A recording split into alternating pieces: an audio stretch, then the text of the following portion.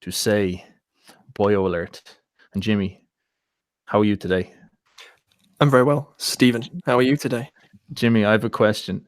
If you woke up in the morning and you rolled over and you saw this, what would you do? I don't know. I can give that answer on air, man. It might be a little bit too inappropriate. We are a family-friendly broadcast, very Christian broadcast. Look at that muscular chest. Would you feel safe? Well, I would feel safe. I feel safe, but I'd also feel like I'd have to give him everything, if you know what I mean. Yeah, like your finances. Yeah, I get you. Yeah, that was clear. Just my money and other such things. He looks like he is like full of boyo juice, like about to burst. Yes. So look at those hollow black eyes. There's just so much love. We were talking about his testicles the other day, right? So his testicles are huge, and they seem to have split in two. Has he now started storing his so-called boyo juice in his muscles? Is that why they're sort of plumped and swollen? It's not actually muscle necessarily; it's just boyo reserves. Are these his whammon over here? That his whammons. Oh my God. Well, multiple. Yeah, he's some kind of Islamic overlord at this point. The caliphate. People on the podcast, we are looking at a Chad kangaroo, which is a juiced up, muscular self, and he's lying in a garden with he's looking good. So believe me, you're not missing out. Don't watch. But no, I have another question, James, and this is a very, very important question. If you were to suddenly start seeing these strange news articles in the Daily Telegraph that you read all the time that said that there seems to be invaders coming from across the ocean, like, I know you jump to a conclusion and think of something that's very, very politically incorrect, but what would you think if you were there walking through Dover or something like that, and you looked out and you saw this? What would you do?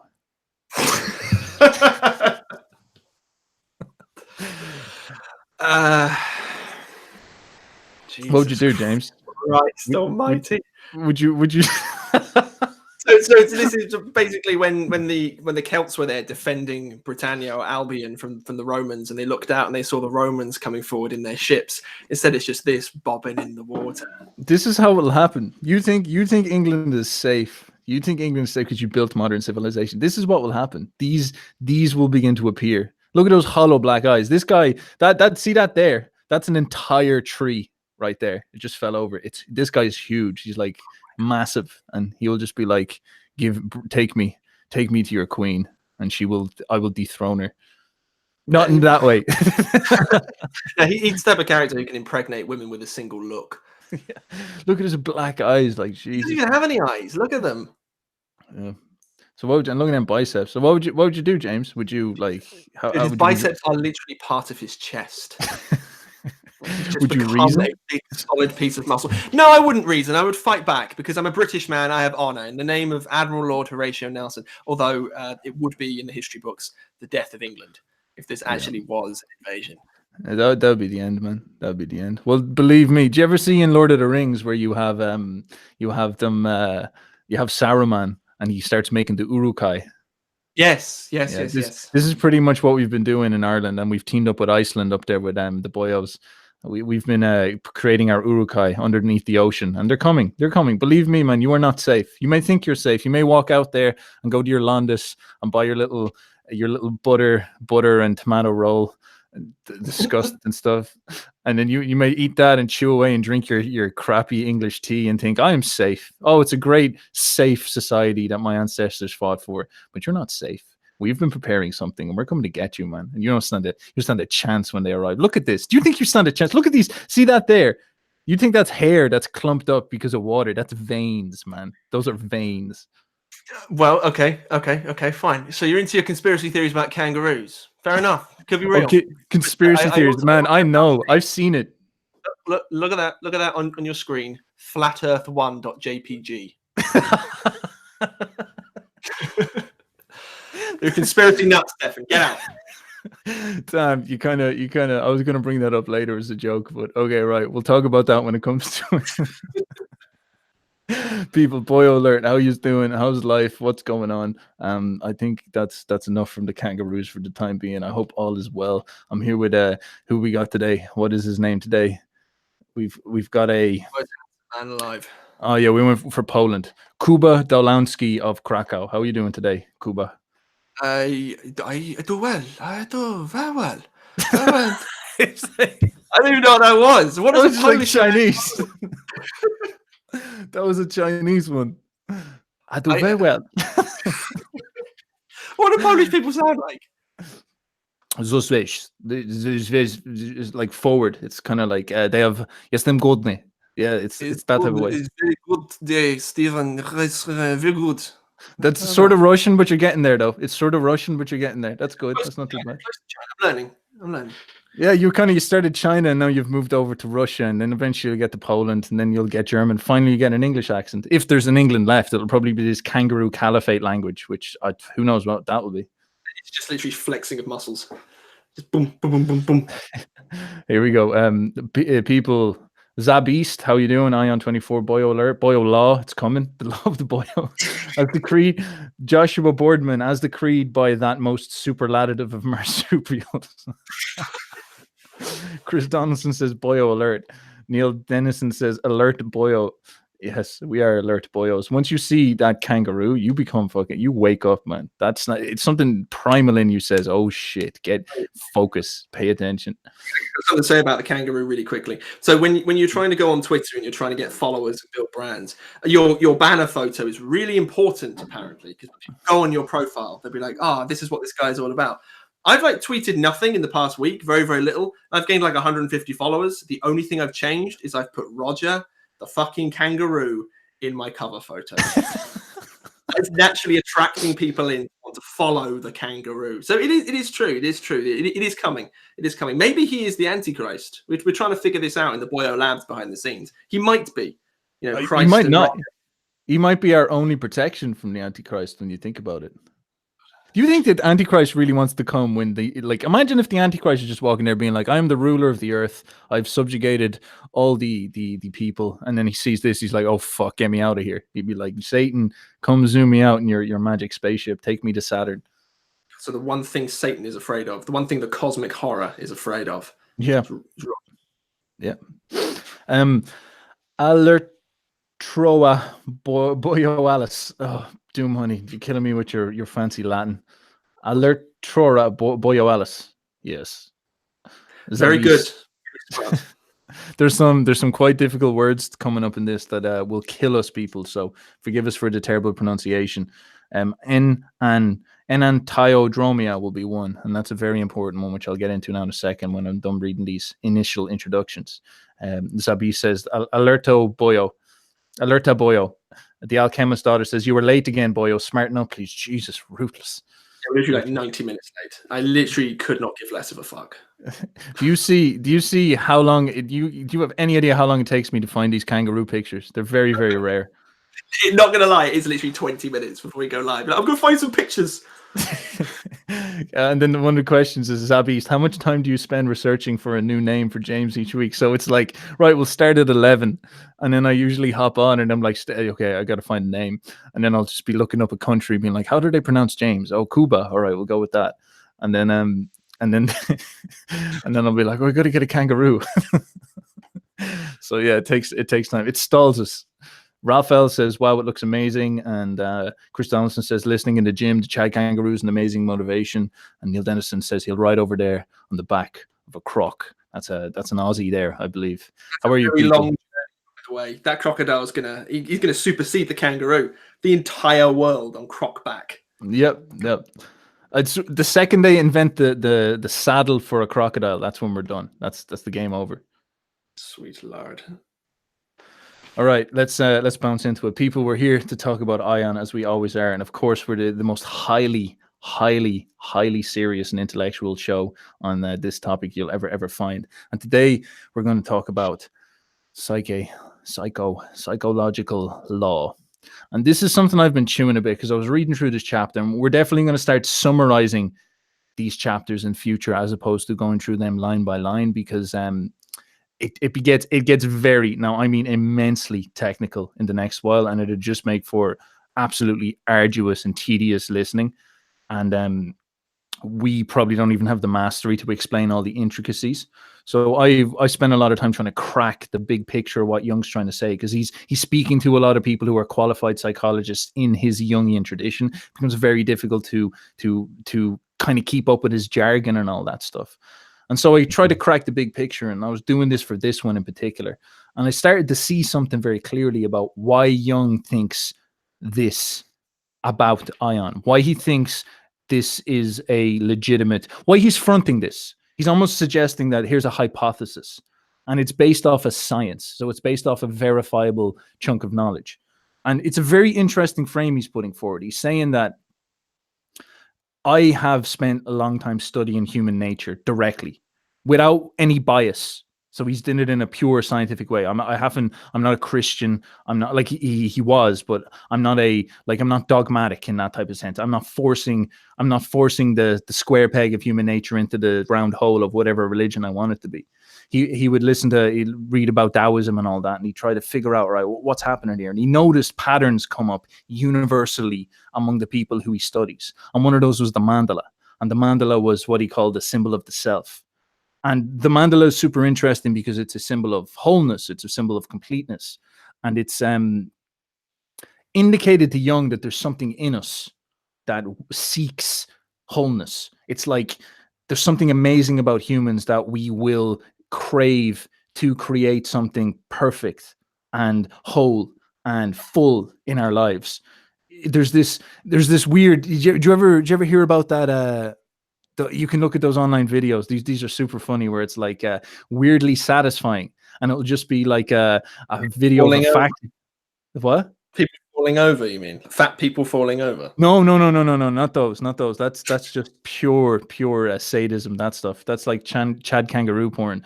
But this is more this. You'll see something like a factory, and it'll be like a block of cheese, and it'll have this slicer that cuts the cheese perfectly. And when you watch it, it just feels great to see it get cut properly. And it's order. It's like perfect order. You're like, yes. And completely illogical stuff like this. Jelly getting made. And there's one, for example, where there's this metal that is cut so accurately. The atoms match so perfectly that when you put it in with other metal, you can't see any lines around it. So it looks like it turns into one thing altogether. And so it gives you this kind of like, yeah. Beautiful. Can we just cancel this stream instead? Watch those videos instead. I don't think people would. You can't look at videos, people, I'm afraid, because you get copy stroke. Ever since I think the EU law came in or some shit like that. So sorry, I can only show you. My absolute favorite. Sorry, Daddy EU. Oh. I'm afraid we're just gonna have to stick with kangaroo pictures, because like Roger says, it says you can watch us no matter where you are in the world. We love you. Roger, outside.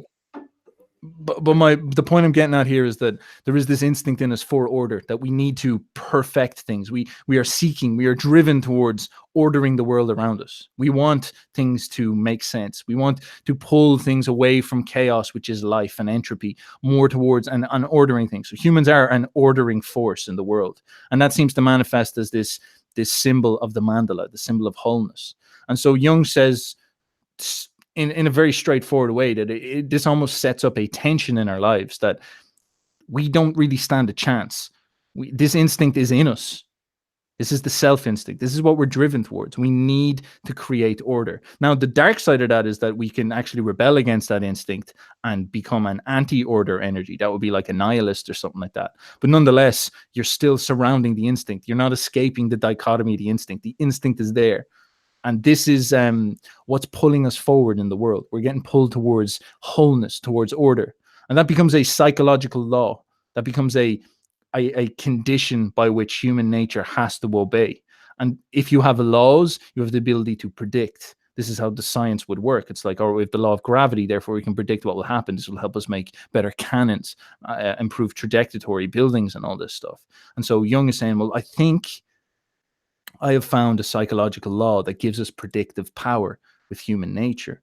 And if you can predict human nature, what is society? What is history? Only the amalgamation of millions of humans together interacting. And so if you can predict what a single human does, like the way our programming works, can you predict how history works? It's a fucking crazy idea, because everybody tells you this can't be done. Everybody's like, you cannot predict It's nonsense. You know, it's a chaotic system with no sense. And Jung saying, well, what if you can just articulate the instincts that exist in us? And Freud did this. Freud said we all want sex, but Jung says, what if there's something else? What if we want more than sex? And this is where we start getting into this idea of Jung saying there's this almost like this energy that we're getting pulled towards, but it's more that like there's a force in us pushing us towards total completeness and order. And the psychological law follows along with this. We have to go there. And the thing about, in order to reach wholeness, the way you reach wholeness is through balancing out the opposites. That's the law that he's figured out. This is what his shadow concept is. He figured out that if you are, as I said before, if you're too arrogant, the psychological law will need you to pull you towards humility in order to create a more whole personality. If you're too humble, you will need to start having outbursts of rage and self-interested action in order to balance that out and create a more whole personality.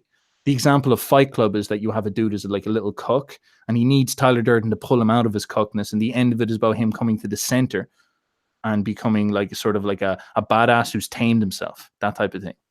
And this is, if you're too feminine, you'll need to become more masculine. If you're too masculine, you need to become more feminine. So he says that there's the law that's dictating, you're getting pulled towards order. You need to go towards that fullness, that ordered way of being, which is complete, fully fleshed out, having all the dynamics as complete as possible. And then the other side of that is the law that brings you there is this rebalancing of opposites. And so what's so crazy about history is that it seems that Jesus appeared as a front of perfect goodness. And in order for us to get to the next level, closer towards wholeness, closer towards, he called it enantiodromia. Good job. Thank you. In order for us to get closer to that, we need to balance out that opposite. We need to add in a complete understanding of what evil is. And the scary thing about this is that because it's going to happen unconsciously, because we're not making this conscious, this realization of ultimate evil will probably have to happen in history. So everything we do not achieve spiritually within, we achieve without in history. And that is a scary thing, because we have no idea what it'll be like to manifest total, complete, and utter evil into the world. James, any thoughts? Yeah, lots of thoughts. I want to talk about the apocalypse, if that's all right. If it's not too depressing, because there's actually an archetype of the apocalypse, which is so much fun. And but apocalypse doesn't necessarily mean what you think it is, because I always think, isn't it a Marvel character or someone, Apocalypse, and he's just there smashing the world with one hand? It's not quite right, because what you get from the image of that is the destruction of the world.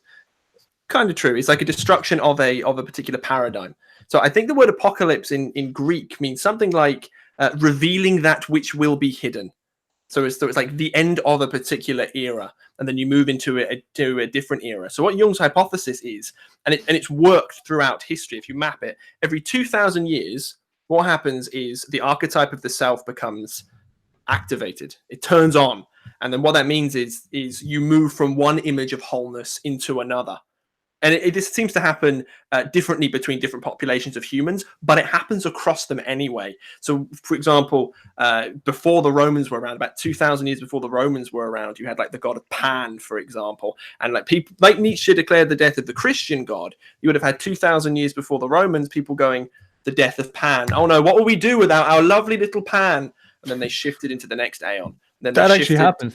Yeah, then they shifted into the era of the sort of the Roman gods. When the Romans moved into the Christian gods, then Nietzsche did the exact same thing. So it's like this is an inevitable thing which is going to happen. Our image of wholeness is always going to change. But the problem with the whole Christian worldview is predicting what's going to come up in the future. You have to be a bit sneaky about it. Because as Jung has talked about before, it's like, okay, you've got Christ and Antichrist, which should be these lovely brothers holding hands, but like fighting each other, like Cain and Abel, or Judah and Joseph, somebody like that. But Satan's biggest trick has been convincing us all that he doesn't exist. So we're like, okay, there is no Satan. There is only Christ. And this is it. This is the end of the story. But as a psychological law, instead of following the tricked scriptures, how Satan has gone on and removed himself from the scriptures, you know, which is really creepy. And I really like that idea. Instead, we've got to go down and think to ourselves, what's the psychological law telling us? does Satan exist or not? If he does, and we believe in this idea of the stars, and we believe that balance has to be restored eventually, like with politics, right? You've got the left and the right wing, which always has existed, or two sides always having existed, and it swings one side and it swings the other. Eventually, we've got to swing the other side. And when you look around you, you're like, in terms of good and evil, we've definitely sided more towards evil traditionally. And in terms of kingdom of God versus the fallen world, we've now definitely abandoned the kingdom of God and we're moving to the fallen world. So we might not think that Satan is there, but he's there. He's just convinced us all that he doesn't exist. This is there's so much to say here. There's something quite interesting. It's something I've been thinking about a lot. James is talking about the apocalypse. The word apocalypse means revelation, disclosure. So we think apocalypse means everything goes up in flames. It actually means that everything will be revealed. It's like the awakening in some sense. And if you think about, and if you study a lot of the occult practices, and especially the more sinister people like Aleister Crowley, and for example, their discussions about how to take over the world and stuff like that. I'll give you an example. You have a man called Dugin, from Alexander Dugin from Russia, and he is very much he was into the occult quite a lot, and he's like atheistic and all this, and he fronts in his book the way of doing geopolitics. He says that the way forward will be to completely pulverize the masses with propaganda, so they don't even know what's going on, and then lead as an elite, almost like behind the scenes in secret. So it's about keeping the masses in a state of ignorance. And quite a lot of super high level rulers have these thoughts. It is quite a common theme. It's the shadow side of rulership, where it's like, maybe it'd be better not to, democratically rule people. Maybe it'd be better to secretly rule people. Maybe it'd be better to keep them in a derp state, fill their minds full of sports, fill their minds full of bullshit fashion, celebrities, meaningless stuff, keep them distracted, and then delude them and screw with their education, and then power forward with our goals anyway, because it'd be too complicated to get their consent for everything. It's not necessarily that they're evil. They're just motivated by this notion that it's like, back in the feudal ages, the kings didn't ask for consent. So why would the modern secret rulers ask for that? And so you see people like Dugin theorize that this is how we should set up society and all that. And that is that energy of keeping people in an illusion and stupid and whatnot. And you don't know to what extent that the things like our tradition, our history, even our conception of the modern world. And you see the whole fake news thing now, like it's becoming more and more conscious. And so and even the last couple of years, like the internet has really made people come up a couple of levels in mistrust for institutions, being like, wait, you lied to us about a lot of stuff. And so it seems like there is maybe at least some people are involved in this creating the illusion thing.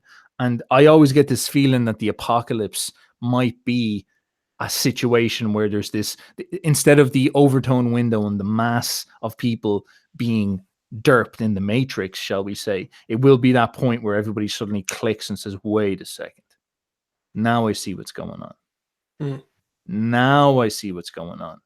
We have been led to believe that we're stupid and we need to be kept asleep, but holy shit, now I see what's happening. It'd be like the dark side of that would have been something like in Russia, where they led everybody to believe that there was going to be all about freedom, and then suddenly they saw what it was when the Bolsheviks got power. They, like with an iron fist, started to clench down and murder all the Europeans, like in a mass genocide. And you're like, that would have been the apocalypse for them. It would have been revealed as like, this is what happened. Even Solzhenitsyn, if you read his Gulag Archipelago, that's actually what it was. It was him being like, wait a second, how did I get here? It was his awakening from the kind of derp that was going on, the meme that he was possessed by. And this is something that Jung warns about, is that this energy, these memes, they actually can possess you and a lot of people at once. And that's what drives history. And unless you make yourself conscious of like, I am participating in this meme, and it may not even like me, it may be a meme that's trying to kill me at some point, I will get sucked along with this. So it's super important to awaken yourself and to make sure that doesn't happen. And if that doesn't happen, there may at some point be a mass awakening, a rebalancing. Like if people get pushed into unconsciousness deep enough and derp mode deep enough, it may become too much, that there will be a self-level pop and an awakening. And would that be the end of times? Not in the way that we think of it as like the world just collapses. Although I'll read out of the book of Matthew now, and Jesus has a different notion. But But would it be that thing where people suddenly just click and they're like, wait a second, that's all bullshit. I see the truth, and it will become this mass truth movement. Is that possible? You know? Yeah, it's all about the unification of opposites and everything. Is Jung's his last few years were especially Mysterium Conjunctionis were dedicated to this quite a lot. Was this idea of the opposites? It was the big idea. You've got the psychic opposites like you and your shadow, the anima and the animus, Christ and Antichrist. So essentially, the story is it swings too far one way, then it has to swing back. So yeah, exactly what you were saying. If it's like if it swings too far in the deception route, then it's going to swing back again.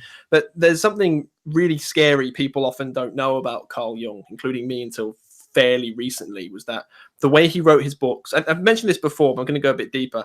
The way he wrote his books, he wasn't just a genius writing really good books. He deliberately masked what he meant. And it wasn't just him either. It was his editors and his secretaries and all the people who were involved in publishing. They used to mask what he'd write to make it less crazy. So when he was actually asked, and it's really difficult to find these quotes in print, but when he was asked, what's your biggest fear? Like, what are you most afraid of? And he literally would say, modern science. Always. He would always say modern science.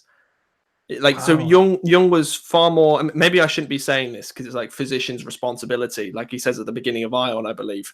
He talks about how he's not going to say everything because it's going to blow people's minds. So maybe I shouldn't say this, but I'm going to do it anyway because I'm a young boy and I have like no wisdom whatsoever. But it's like Jung, he was a scientist and he was a clinician, but at the same time, you have to remember that the unconscious exists and we're not completely rational creatures. We are governed by the gods. So we can sit here and talk to you about that, but it doesn't matter what we say.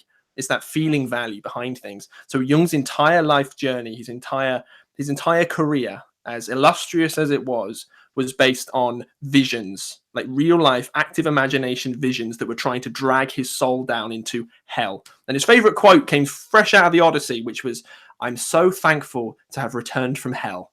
That's what he'd say his whole life. That's not a scientist. He was terrified of science because he thought science was the Antichrist. He's like, we've swung way too far the other way. This is absolutely terrifying. And if you look at what we're doing out in the world, it's like, okay, we've now, through the age of exploration, we'll say we've conquered planet Earth. We've conquered the fallen kingdom. Okay, we have it. We found out how to cure most of our diseases. So that's not going to take us out anymore. We can get food from anywhere we want, resources from anywhere we want. Okay, what are we going to do now?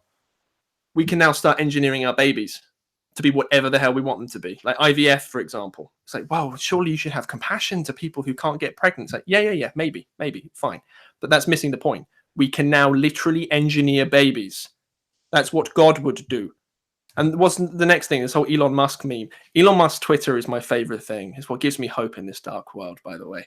Him with his anime avatar and him talking absolute nonsense. Elon Musk saying, let's go live on the moon and let's go live on Mars. It's like, okay, we're done with our fallen kingdom now. Let's go make another one. And to Jung, that was unbelievably terrifying because it's the Antichrist energy swung to the absolute extreme one way. And not only is that terrifying in and of itself, but it's got to spring back and come down into the middle again. So Jung, his whole life, he was scared to death that the end times were very, very close. So if it wasn't in Jung's lifetime, he died in the 60s. I'm not going to be a Bible bashing preacher trying to predict when the end times are going to be. It looks like it's fairly close. I don't know about you. It looks like it's fairly close. Yeah, it's a hard one to figure out, because you don't, like, science teaches you not to be an irrational, superstitious creep and be like, the end is coming. But when you look at the last couple of years, things are a little bit weirder than they ever were. Like we're talking like transhumanism is public knowledge now, yes. Like transsexuality, real thing. It's quite clearly there's a lot of high level pedophiles, like that stuff like that. It's all up there. It's all happening. Like there's some crazy stuff. There's people talking about genetically engineering new humans. Some guy in China apparently like created a new, like they're solving all this stuff with genetics. People in the science is starting to get absolutely absurd. And it's all pointing in that direction that we're back in Babylon again, like the ancient Babylon where things are just creepy and you're like, maybe it won't be the end, full stop, even though it is the 2,000-year mark, but maybe it'll be something more along the lines of, I don't know, maybe it'll be something more along the lines of just at the end of an era, because that's what it suggests. It does suggest it'll be the end of an ion. That's what I think he's getting at in this book. And Yep. And nonetheless, that changeover from an ion is a big deal. Like when it happened in Rome, that was a massive deal. That was when Christ came. That was the transition of an ion. And not like, the world didn't stop when Christ came, but history changed. Like the Roman Empire started to degrade the second Christ was there, pretty much. Like that was the falling of the Roman Empire beginning. The dominoes were set, and eventually Christ took over that. And so has Christ now fallen into the Antichrist? And does that mean that it's going to swing so far that there will be necessarily a balancing force that has to come? And this is what Jung thinks was the genius of the people who wrote stuff like the Book of Revelations, in that they figured out through deduction, they unconsciously revealed that they cannot see how something like Christ can exist without a balancing force of the Antichrist coming. And this is interesting, because then does that mean that these guys predicted thousands of years in advance something that's inevitable? And if they can predict it that way, that well, is it inevitable? Like, is there a solution? What is the solution? How do we stop the Antichrist from coming back? Because, like, I don't think people get how intense this is. Like, Jung is saying that an energy will come up that will be completely anti-human. Christ is pro-human, so the Antichrist would be completely anti-human. This is the Nietzschean frame. This is what Nietzsche taught me, that Nietzsche gives you the ability, and Nietzsche wrote a book called The Antichrist. Nietzsche gives you the ability to justify why you would sacrifice every single human on earth in order to create a superhuman. Nietzsche's not like, people read him too soft. Nietzsche's saying that the Ubermensch being the meaning of the earth. This is the Iron Man, the Superman, the greatest man who's ever lived. The next step in the evolutionary chain is going to be so important for the soul of humanity. It's the purpose of humanity. It's the reason humanity was created, the meaning of the earth, that in order for us to achieve that, it's fair that we take all the lower classes and all the humans, the people who are only human, their genetics are not good enough, and let them die in the construction of it, like the way many slaves died building railroads over in America, and many slaves died building pyramids. Nietzsche's saying that can happen. It's fine. If there's no God, this is what we have to do, and we have to come to terms with the reality of allowing the weak to die for the sake of the great. We cannot allow the great to die for the sake of the weak, which he believed Christianity forced on us. That's such an intense thought. And that is, I guess you could say, that anti-Christian energy. It is that anti-Jesus energy. And that's what it brings forth to the table. And it's a big question. It's a big question. Yeah, I guess as an image, it's like, so imagine Christ and Satan both exist. And Christ is there sitting on the throne. And we're like, we love you, Jesus. You're our Lord and Savior. I really like you. You're not quite as good as Roger the kangaroo, but I really like you. And we're all focusing on this. And then through the back door, Satan comes in. So what John the Apostle said, John was, I do not know what the hell to think about John, because he wrote a massive chunk of, I think he wrote 5 books in the New Testament, which are attributed to the Apostle John, including the Gospel of John. So big G book where he says that Christ is Logos. Good job, John. Then he also wrote the Book of Revelations. It's like, yeah, what? Okay. That was the same dude. Yeah. Wow. And he also wrote three other books as well. It's attributed to, so you can't verify it's by the church fathers. They all say it's by the same guy, because we can't necessarily know. And what John said was, like, Christ will reign for 1,000 years, and then something else will sort of come and try and knock him off his throne. If you trace the origins of modern science, it was almost exactly 1,000 years after Christ existed. I just found the names. It's like another 40 pages in the book, but in case anyone's interested, it's a link to the Holy Ghost movement. So characters like Roger Bacon and Albertus Magnus came around about 1,000 years later. So what happened is, if that's the origins of the Antichrist, who's hiding himself deliberately, that's part of the story, that we've not written about him properly because he's hiding. He gets in through the back door and he's like, no, you're still worshipping Jesus. Don't worry. Oh, the Enlightenment? No, you're still Christian. The Renaissance? No, this is still Christian. Trust. Here we are. Let's kill the babies. That type of thing. and so he's always been there. He's just slowly coming. So if that was the 1,000 year mark, we're now at the 2,000 year mark. So boyos, prepare yourselves. Get yourself juicy. Go to the gym. Get yourself fine, sweet women. Get yourself, buy lots of silver and gold. Get those promo codes from Ben Shapiro, and be prepared, because Satan's about to come full force.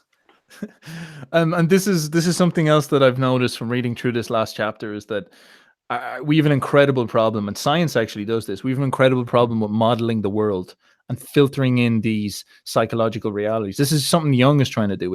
It's incredibly hard to think about this stuff conceptually. These are all abstractions, like Antichrist. Oh, it's like, it seems ridiculous to say that there's a spiritual force moving through the world, and that does come down to the fact that we think the world is this tiny speck of dust that flows around the sun and is in this giant elaborate universe that has no meaning.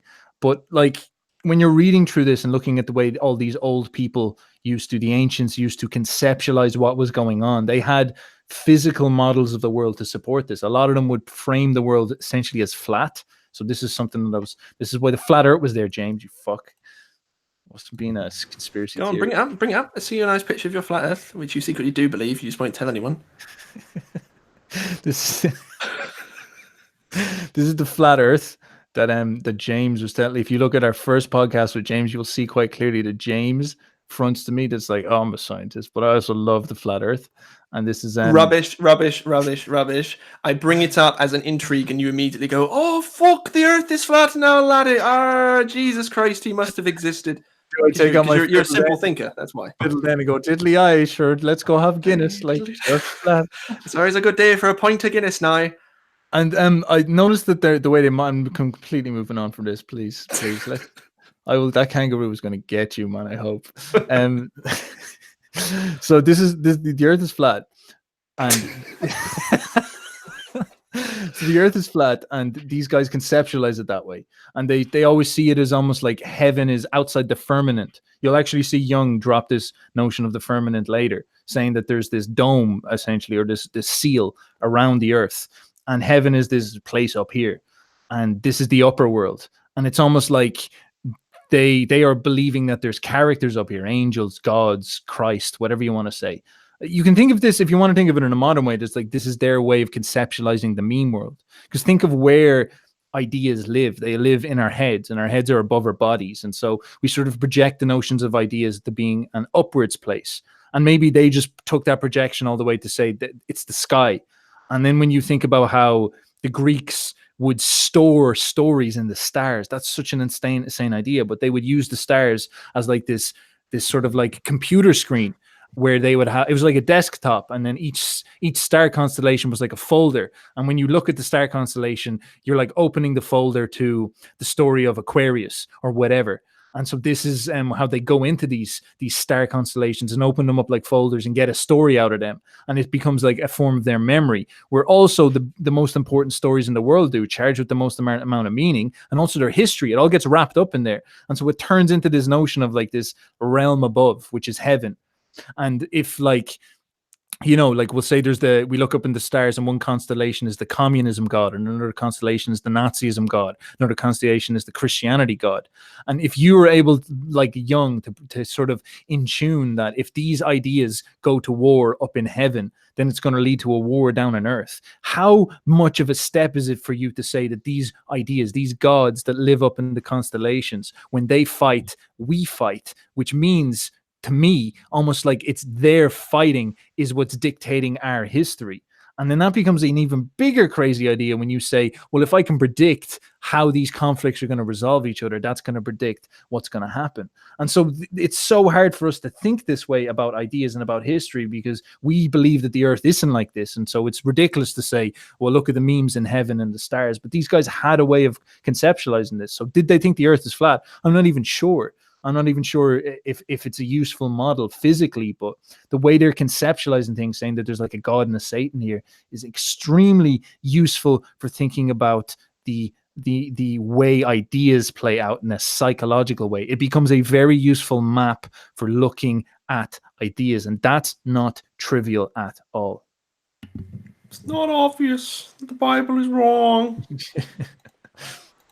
What do you think, Jimmy Boyo? Any thoughts? Yeah, I really like astrology, actually. Okay, no, I don't. That makes me sound really crazy. It does make you wonder, because you grow up and it's often drilled into you, unless you come from a particular circle, that astrology is rubbish and homeopathy is rubbish, and that basically everything that's not modern science is rubbish. And it's like, perhaps, yeah, probably, but maybe it's just a completely different way of viewing the world. So I always wondered, actually, why the obsession with mapping things in the stars if it had no predictive power? Because people weren't stupid. It's not as if we had we did have models before science, Like the Greeks, for example, were brilliant characters. They had brilliant technologies. They pioneered a lot of human thought. So often thinking maybe it did have predictive power. And clearly it did, because as it's written in, I think, all 4 Gospels, actually. No, I don't think it's the Gospel of Mark, but it doesn't matter. That the 3 wise men came over following a star above Bethlehem, as if the stars, either Jesus caused the star to move, or the star caused Jesus to appear, or they happened to sync up. So it's very, very interesting. To be honest, I really want to skip what we're not going to, maybe. But I really want to skip the next 40 pages, Stefan, and just go straight into the meaty astrology, because that's going to get incredibly exciting, incredibly controversial. I really want to do that because Jung, he maps out several psychic events perfectly when the 2 fishes move in conjunction with each other, and it's like, yes. But of course, it raises another question as well, which is, where's the role of free will in all this? If things are inevitable, what's our free will? You know, it's or perhaps a way around that is like the ego has its own free will, but because the self is so damn powerful, it's going to find its way to do its thing anyway. We can just make sure things don't degenerate into chaos. Perhaps so we have prosperity and we have absolute chaos, and through human will we can try and maintain prosperity. But in terms of psychological law and psychological opposites, they will swing one way or swing the other way, which is incredibly weird and incredibly exciting. So we can't blame ourselves that the Antichrist is coming. I can't blame the Irish for the Antichrist coming. It's just inevitable, which is so horrible. But Apostle John said it anyway, so I blame the Apostle John.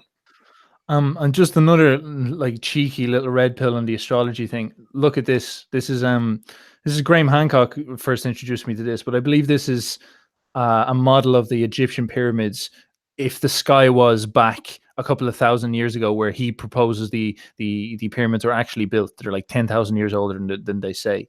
And what happens here is that the Sphinx aligns perfectly east with the constellation of Leo. What is the Sphinx? It's a lion, And then you've got the Nile. The Nile runs along with the Milky Way. So the Milky Way and the Nile match. So obviously in their heads, they're like, oh, the Milky Way, the Nile runs across the horizon and then turns into the Milky Way. Something like that going on. And then from north to south, you've got Orion, which has these 3 dots, which align perfectly with the pyramids. And there's this cycle going around. I think it's called the Meridian, that once every 2,700 years, the Orion and the pyramids align up perfectly.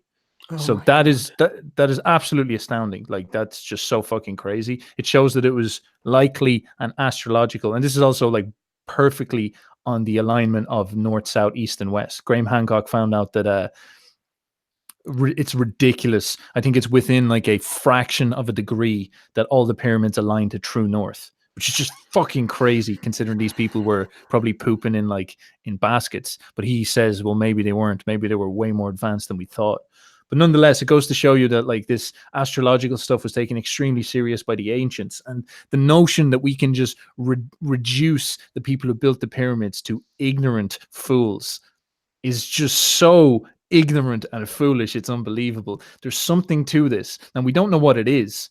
And we don't know, is it, as Jung saying, a completely irrational expression of the majesty of psychology onto the stars that causes us to do such crazy things as build pyramids in honor of them without being in any way conscious of what they actually meant? Is this an example of how unbelievably fatalistic human experience is? We will build pyramids to honor our psychology instead of making it conscious. Is that like how deeply we are attached to the unconsciousness of psychology? Or is it a case of there is something that these people knew about these processes that they chose to honor, and they didn't value free will in the way that we do, and they don't deify it, and they don't find this as shocking as we do? Maybe they're wrapped into nature in a way that we aren't, or something like that. And is that what like Ion is doing? Is this bringing us back into with like all the stacking evidence, is bringing us back into the idea that there could be something very, very strange about our reality to suggest that our history is not just a random chunk of chaos, but there is themes in it. And it could be as simple as psychological law, but nonetheless, if there is a psychological law that's predictively accurate, like that's still astounding beyond belief, Dude, I'm going to get really new agey now. So stick with me. we've got we've obviously got the idea that we are biological creatures that have evolved on planet Earth, and we're just whizzing. You know, we're on a planet that's spinning and it's going around a star, and you've got this solar system and it's just galaxies, and we're insignificant. What if stars were not what we thought they were? What if, because we're made of stardust, as Neil deGrasse Tyson likes to say, that through some kind of quantum entanglement, spooky action at a distance, we are stardust imbued with consciousness. And so the stars are not to be conceptualized as burning balls of gas millions of light years away. They are, in fact, an extension of our psyche, our collective psyche. And it is a map that connects us all together. So we don't come from the stars.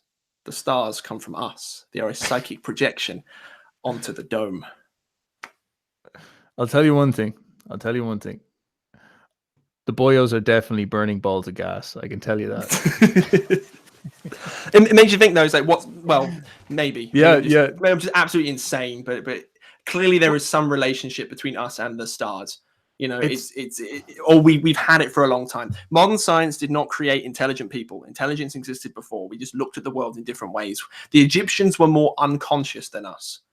That technically speaking, Richard Dawkins is cynical about that. He's like, oh, how can you just not be conscious and pop into existence? Because we're actually using the real definition of consciousness, Richard. Sit down and learn something for a moment. You know, the ego comes into development from the self, okay? So older human beings did not have a fully developed ego or an ego at all. They were just self. Just were walking around in autopilot self mode with the gods and the stars. So maybe they did have some kind of connection to the stars, or an interest that we have lost the ability to be interested in. Something like that. Yeah, no, absolutely. Like, I get what you're saying. Like, as Neil deGrasse Tyson said, we're made of stardust, and this is the fatalistic flaw. And I guess it is a little bit satanic in the sense that you don't matter because you're not connected to the big bad universe. There's nothing about you that is special. You're just a speck of meaningless dust. But then stars are made of dust. That's all it is. And like, how big of a leap? How big of a leap is it to take that jump and say, like, we don't know. We don't know. Like, maybe if these people in the past took it serious, who fucking knows? There's something there. So we are living stars.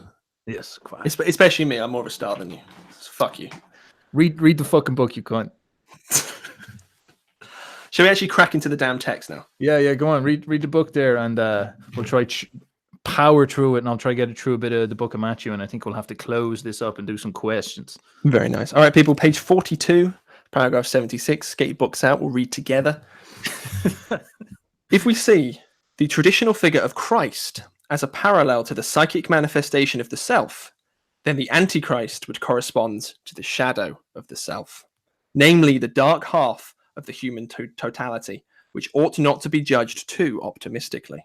So far as we can judge from experience, light and shadow are so evenly distributed in man's nature that his psychic totality appears, to say the least of it, in a somewhat murky light. The psychological concept of the self, in part derived from our knowledge of the whole man, but for the rest depicting itself spontaneously in the products of the unconscious as an archetypal quaternity bound together by inner antinomy, I can't pronounce these fucking words, cannot omit the shadow that belongs to the light figure, for without it, this figure lacks body and humanity. In the empirical self, light and shadow form a paradoxical unity. In the Christian concept, on the other hand, the archetype is hopelessly split into two irreconcilable halves, leaving ultimately to a metaphysical dualism, the final separation of the kingdom of heaven from the fiery world of the damned. Sweet Lord. Do you want to talk about the fiery world of the damned, Stefan? Well, so this goes further. I'll get another flat earth picture here because we'll just have a bit of crack, won't we? Just go, have a bit of banter. This goes further into the conception of modeling the idea of the world. Do you know what I noticed recently is you had Alex Jones on the old Joe Rogan podcast, and he was talking about mad stuff. He was talking about how the world works, and he has a model of the world in his mind. So, everybody's trying to figure out what's going on because you've got all this experience, you've got all this psychological stuff sloshing around, you've got all this practical, materialistic, physical stuff. That's the notion that, you've got all the myriad of stars all around the place.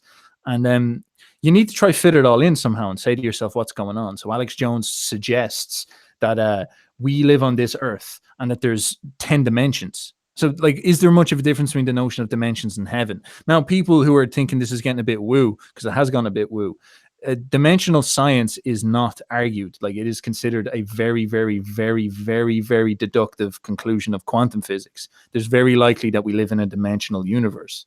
Like Elon Musk and all that, they're always talking about simulations. I think part of what they mean is that we could be a rendered simulation coming from a higher dimension of sorts. So this stuff is kind of crazy. And when you're talking about dimensions, like, are you not just talking about the notion of heaven? We're in a lower dimension, and then there's higher dimensions, and is that not going up into a higher heaven? So when people are talking about where Christ comes from, when they say he came from a higher, like he came from heaven, does that mean they're just saying he came from a higher dimension of sorts? It's so fucking hard to get your head around this stuff, but this is what Alex Jones starts to propose, is that, like, on the moon or on Saturn or some fucking crazy shit like that, Satan, like, you know, there's a beast that lives there and he's brainwashing. He says it as like there's an off-world creature that's communicating with the CIA through DMT. It's like a sci-fi novel or some shit. It's fucking great. And he's like saying they're communicating with DMT and they're trying to get everybody, the globalists, to break away and go live on Mars or some shit. I don't really know the story too well, but you can see that he's struggling with these concepts. He's struggling with how can people act in a negative way. How can people act with a malintention towards humanity? Like, and you do see people doing that. Like, you know, there is definitely people in the world who will take profit over life. There's definitely people who pushed things like World War I and World War II towards happening when they could have averted it. There's definitely people that definitely went down, and there's plenty of suspicious questions you have to ask about human nature that stuff like that goes down. Wars in the Middle East, for example, there's weapons of mass destruction. Well, that didn't turn out to be true. And so what was it then? What, like, a load of people just got fucking their entire nation destroyed for the sake of, like, we don't even know what it was for. And so you're getting the sense that there's negativity, and you have to ask yourself, a psychological law, how do I conceptualize it first of all? Like, what the fuck is it? So Alex is like, well, it must be something on Saturn or some shit. And that becomes like Satan. So he's building this model of the world. And if you're going to talk about something like hell, he says that, and Elon Musk says the same thing as well. This is very crazy. He says that if we're living in a simulation, below this simulation, there's a hard drive that the simulation is getting rendered onto. So that's a weird idea. So you have dimensions above, but you also have dimensions below. And so the lower dimension is almost like the hard matter. Like the way that what we're looking at here is the visual stuff on the computer, but the actual computer itself is that a lower dimension where you're rendering all this stuff. And Elon Musk proposes in some way that is like, he calls it like a lower dimension of sorts. And then Alex Jones says that's the lower realm. That's where that's where hell is, essentially. And that's where Satan is trying to drag everything in a weird way. That's what he's framing. And these are interesting ways to describing psychological interpretations of the world combined with the physical. So he's saying that these people who have evil intentions are trying to pull the world down into a fallen state, which is a lower dimension. They're trying to materialize the world and make the world more heavy. Whereas Christianity, you know, considered a higher dimension religion, is trying to lift everything out of the lower dimensions and make it more spiritual. But people would say that also makes it more delusional and loses touch with reality. But these guys are saying, no, let's pull it down into a lower dimension. And so when Jung is saying something like here, the final separation of the kingdom of heaven from the fiery world of the damned, is that another way of saying an idea like this? Is there a lower world, a fallen world? And that's the lower dimension of reality, and is the final separation where the kingdom of heaven lifts off and finally takes away from that. And what the fuck could that mean? And so this is so hard to conceptualize. And one way I've been chewing on it, and I was thinking about writing a story about this, but I'll throw it out here just to get the idea in its nugget. Like, imagine instead of the moon and the sun here, you had Satan on one side, a bad guy, and you had God on the other. And say God was an artist. God was trying to create something, like the way a sculptor needs to cut off stone in order to realize the majestic form of the whatever body it's trying to create. God needs to chisel out the human race to some extent, or he needs to chisel out his creation in some sense, to move it to a higher form.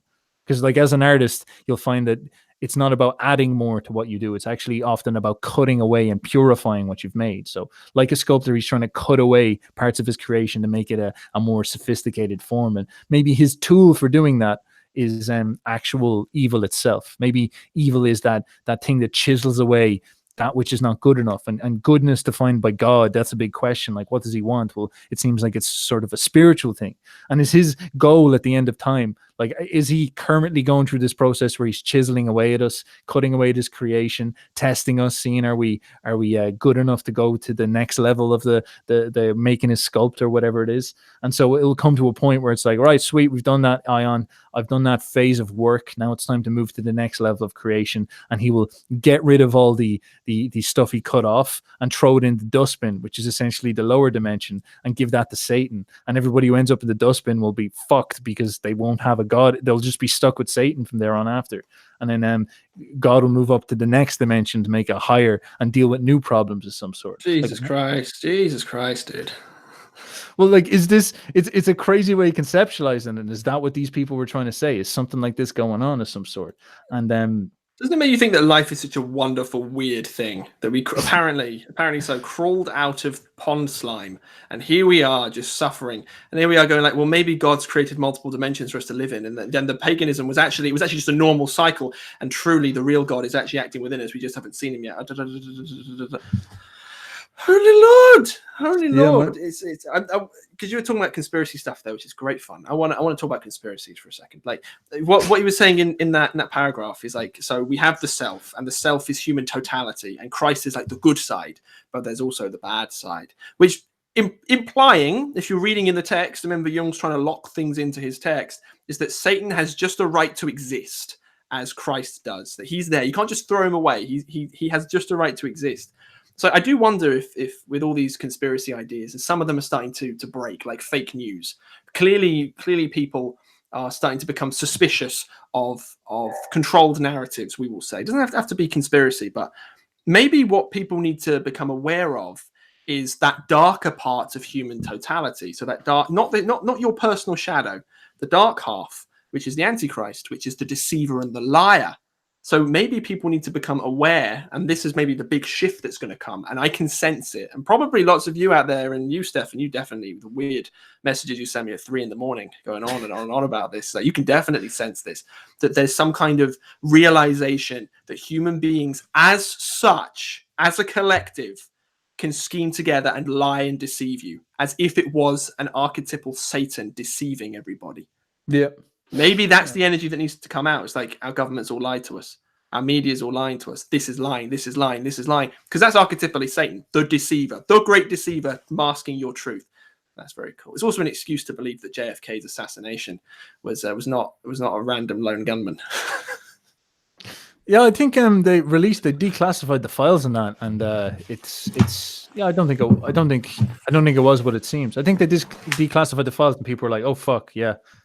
They murdered our president and we did nothing about it. So I guess this is it as well, that because people are have so poorly conceptualized something like evil, that when someone like JFK could have possibly gotten murdered, they won't seriously ask the question because they don't believe that someone could be that twisted.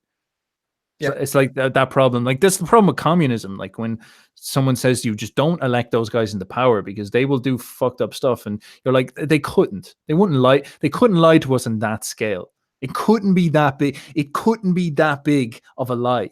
And this is verified historical fact. The Bolsheviks said, we will give you equality, freedom, and a utopia. And when the second they got into power, they murdered everybody who was intelligent. And then they took all the lower class people, who were especially the people who were sort of lazy and whatnot, and then they spanned them around, and then they said, go kill all the people who are middle class.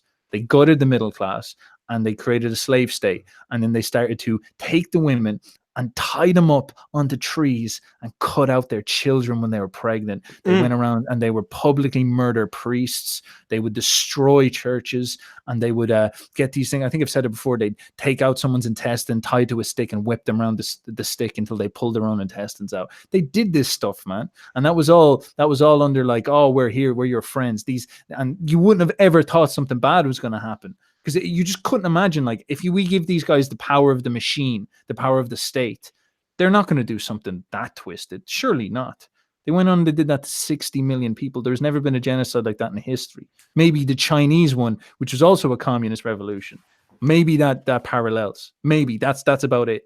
But it's unbelievable. It's unbelievable. And it's just that it's so hard for us to get that into our heads that hell can happen on earth. Because like, you look at all those old pictures of hell. I'll get a Hieronymus Bosch picture here. Oh, please do. Please. All those things you were saying are anti-Christ, anti-Christian, because I think John defined it again. He's like, the antichrist is that which denieth the Father and the Son. It's like, I definitely think taking someone's intestine and playing with it on a stick is denying the Father and the Son. There's no logos in playing with intestines, like none at all. So that is, and we're living in the age. I also want to say as well, like, when I was growing up and learning English history, I was so scared of it, so terrified, because my impression was, if you put a toe out of line or if someone framed you for something, you would be publicly executed.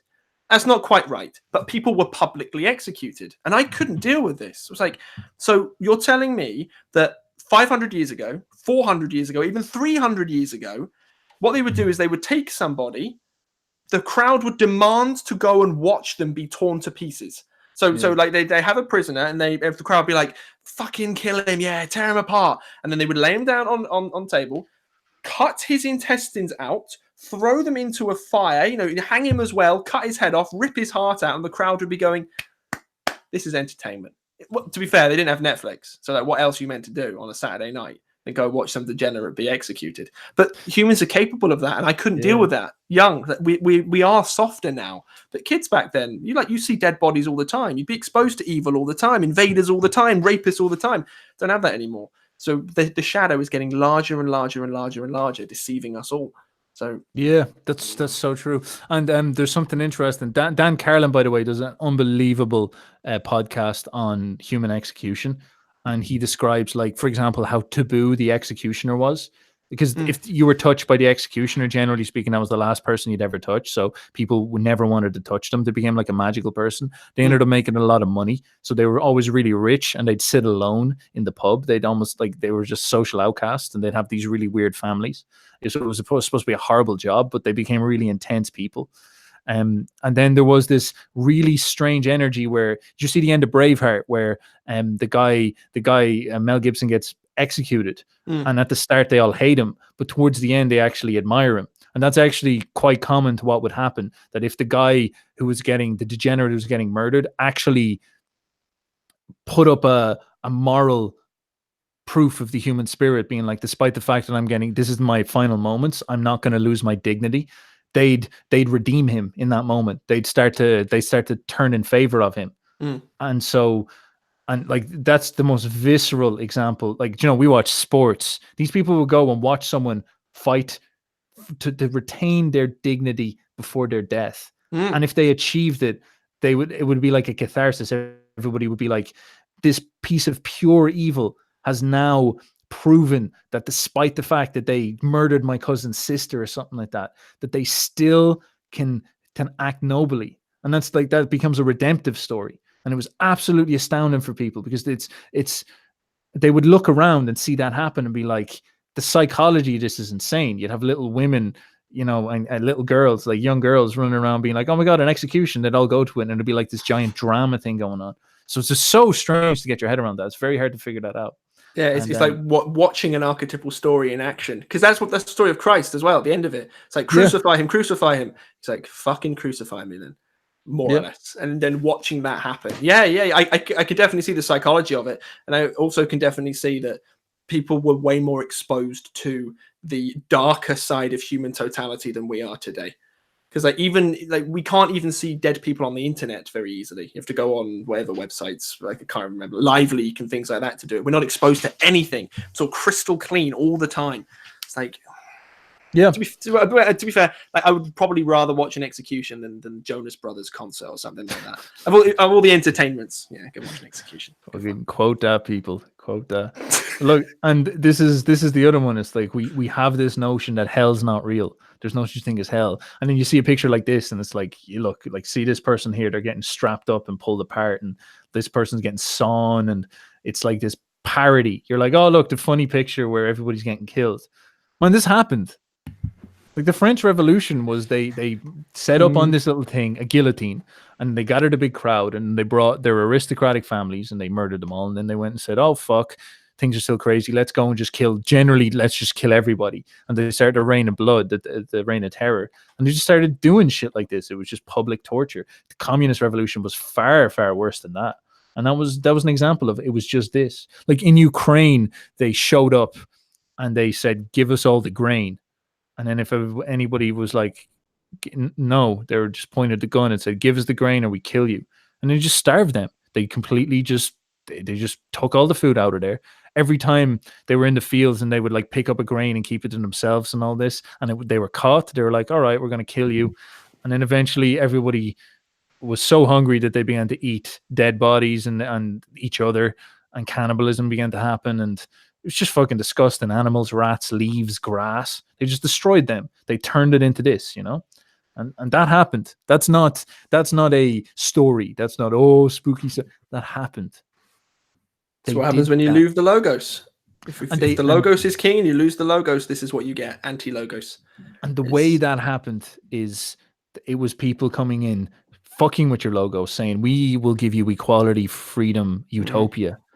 And then when they got in, suddenly it was literally like a serial killer. The way Ted Bundy used to kill women was he would pretend he had a limp, and he would go up to them, and he was a very good actor. He'd be all nice and charming and say, could you give me a hand? They'd walk them back to the car, and then he'd like woo them up a bit. And then they might sit down and have a cigarette in the car. He'd lock the door, drive them to a mountaintop in a forest, rape them and murder them. And it's that type of thing. Like, imagine what would happen is this nice face, everything seems fine, everything's making you feel good and comfortable. And then the second you're in a position where you can't escape, the face turns into this soulless, emotionless lust for your pain. And that's the last thing you ever experience. Like, can you imagine that? Well, what was it Jesus said about false prophets again? What was it? Oh, yeah. Wolves That's actually will come in this. to you in sheep's clothing. Oh, yeah. Okay. Yeah, mate. Yeah, mate. Almost as if it's a psychologically significant book. Yeah. Who fucking knows, mate? Let's how are we doing? Jesus, we've got a lot going on here. How should we bounce on? Yeah, let's go for the next chapter, and then I'll do a bit of Matthew, and then I'd say we got to bounce after that. Cool. Okay. It's paragraph 77. For anybody who has a positive attitude towards Christianity, the problem of the Antichrist is a very hard nut. N-U-T with spaces between the letters to crack. It is nothing less than the counterstroke of the devil, provoked by God's incarnation. For the devil attains his true stature as the adversary of Christ, and hence of God, only after the rise of Christianity. While as late as the book of Job, he was still one of God's sons and on familiar terms with Yahweh. Psychologically, the case is clear, since the dogmatic figure of Christ is so sublime and spotless that everything else turns dark beside it. It is, in fact, so one-sidedly perfect that it demands a psychic complement to restore the balance. This inevitable opposition led very early to the doctrine of the two sons of God, of whom the elder was called Satan-el, basically Satan with an E-L on the end. The coming of the Antichrist is not just a prophetic prediction. It is an inexorable psychological law whose existence, though unknown to the author of the Johannine epistles, which is the Apostle John, brought him a sure knowledge of the impending enantiodromia. Consequently, he wrote as if he were conscious of the inner necessity of this transformation, though we may be sure that the idea seemed to him like a divine revelation. In reality, every intensified differentiation of the Christ image brings about a corresponding accentuation of its unconscious complement, thereby increasing the tension between above and below. Jesus Christ, people. Yeah, so that what goes on there at the start where he's talking about Yahweh and the problem of Christ is that Yahweh was quite an integrated conception of God. He had a just side, but he was also an absolutely brutal tyrant. And for example, when he granted Moses, the Israelites, the Hebrews, when he said to them, right, run down there and take the Levant, take the Holy Land. They genocided. It was Joshua led them in, and they took over cities. They murdered people en masse. And sort of the idea is that the people there were killing babies and doing a cannibal worship and all this shit. It was like the way that the Spanish went in and killed off the Aztecs, for example. And this is quite funny because people nowadays would be like, oh, the evil Europeans and all that. But when you think about it, the Aztecs were racking up 20,000 human sacrifices a year sometimes. Like, keep talking about Aztecs killing babies. I'm gonna be back in a minute. All right, cool. So the Aztecs would the Aztecs would be there slaughtering people on top of these mountains, and the Europeans, the conquistadors, fly in and they murder them all and establish like they steal all their gold as well. So it's not like they were perfectly innocent, but it's an interesting balance, and this is the sort of energy that the righteous ability to conquer and to cleanse and to, I guess, the genocide in a way. Yahweh had that. Yahweh was able to tell these people who were following Joshua, go on, roll in there, slaughter them all. It's all grand. Like, they're bad people and we're the good people and whatnot. And so that creates a interesting frame, because it seems like evil and good are somewhat integrated in this conception of Yahweh, the thunder god. There was a lot of thunder gods around at the time. Jupiter was a thunder god, Zeus was a thunder god, and as I'll show you now, Yahweh was a thunder god. So they all had that notion of being a creature of striking the power. These are the Israelites. I think this could be Sinai, and you have the big thunder up here. You see the lightning strike, and they're all paying attention to him. That's where I believe Moses probably went up to, or something like that. And so it is that notion of order and obey me, and if you disobey me, you can justly express the shadow side of human nature, which is the murderous, destructive side of human nature on the people who are not following Yahweh's law. Whereas then Jesus comes in and he's more like, he doesn't have that. Jesus isn't someone who is a righteous warrior. And this is actually why I think the Jews threw him away to a large extent. They were like, we need someone who's a righteous warrior, we need someone who will conquer and establish our rule, our order. Whereas Jesus shows up and he sort of says, the way we will conquer is through being so good and never, ever violating our principles of goodness. And that's a really, really difficult problem, because that makes him have no shadow side. In fact, like, he doesn't have a darkness in him. He is just this perfect example and he's a super nice guy, He's just a trooper. It's like you can beat him up and he'll just keep standing up and he won't hate you. And it's like, that's frustrating to some extent. So it takes away that rightful justice, warlike nature of Yahweh and throws it into the dust. And that's actually what happened in the Jesus story. You had Satan and Christ, and Jesus says, get behind me, Satan. And so the Antichrist is, in many senses, created in that moment when Jesus says, get behind me, Satan, go away from me, Satan, you're done. Satan is tempting him in the desert. He says, get away from me. That's when that tension is first introduced into the psychology of the human species, and then Christianity took over from there. And so therefore it's in all of our minds to a large extent. Like, we've been conditioned by Christianity to lean on the goodness, and then that's when we're sort of vulnerable to ideas like communism, because they sound a little bit like Christianity, goodness for all, equality, freedom, all these type of things. And then bang, the dark side comes hard. The Antichrist returns. Clothing. Yes, comes to you. It's lying to you. Terrifying. Shall I read from the Jesus's discussion of the end of time? A reading from the Gospel according to Matthew. Glory to you, Lord. Yes. I'll do that. A good Catholic boy. Fucking James.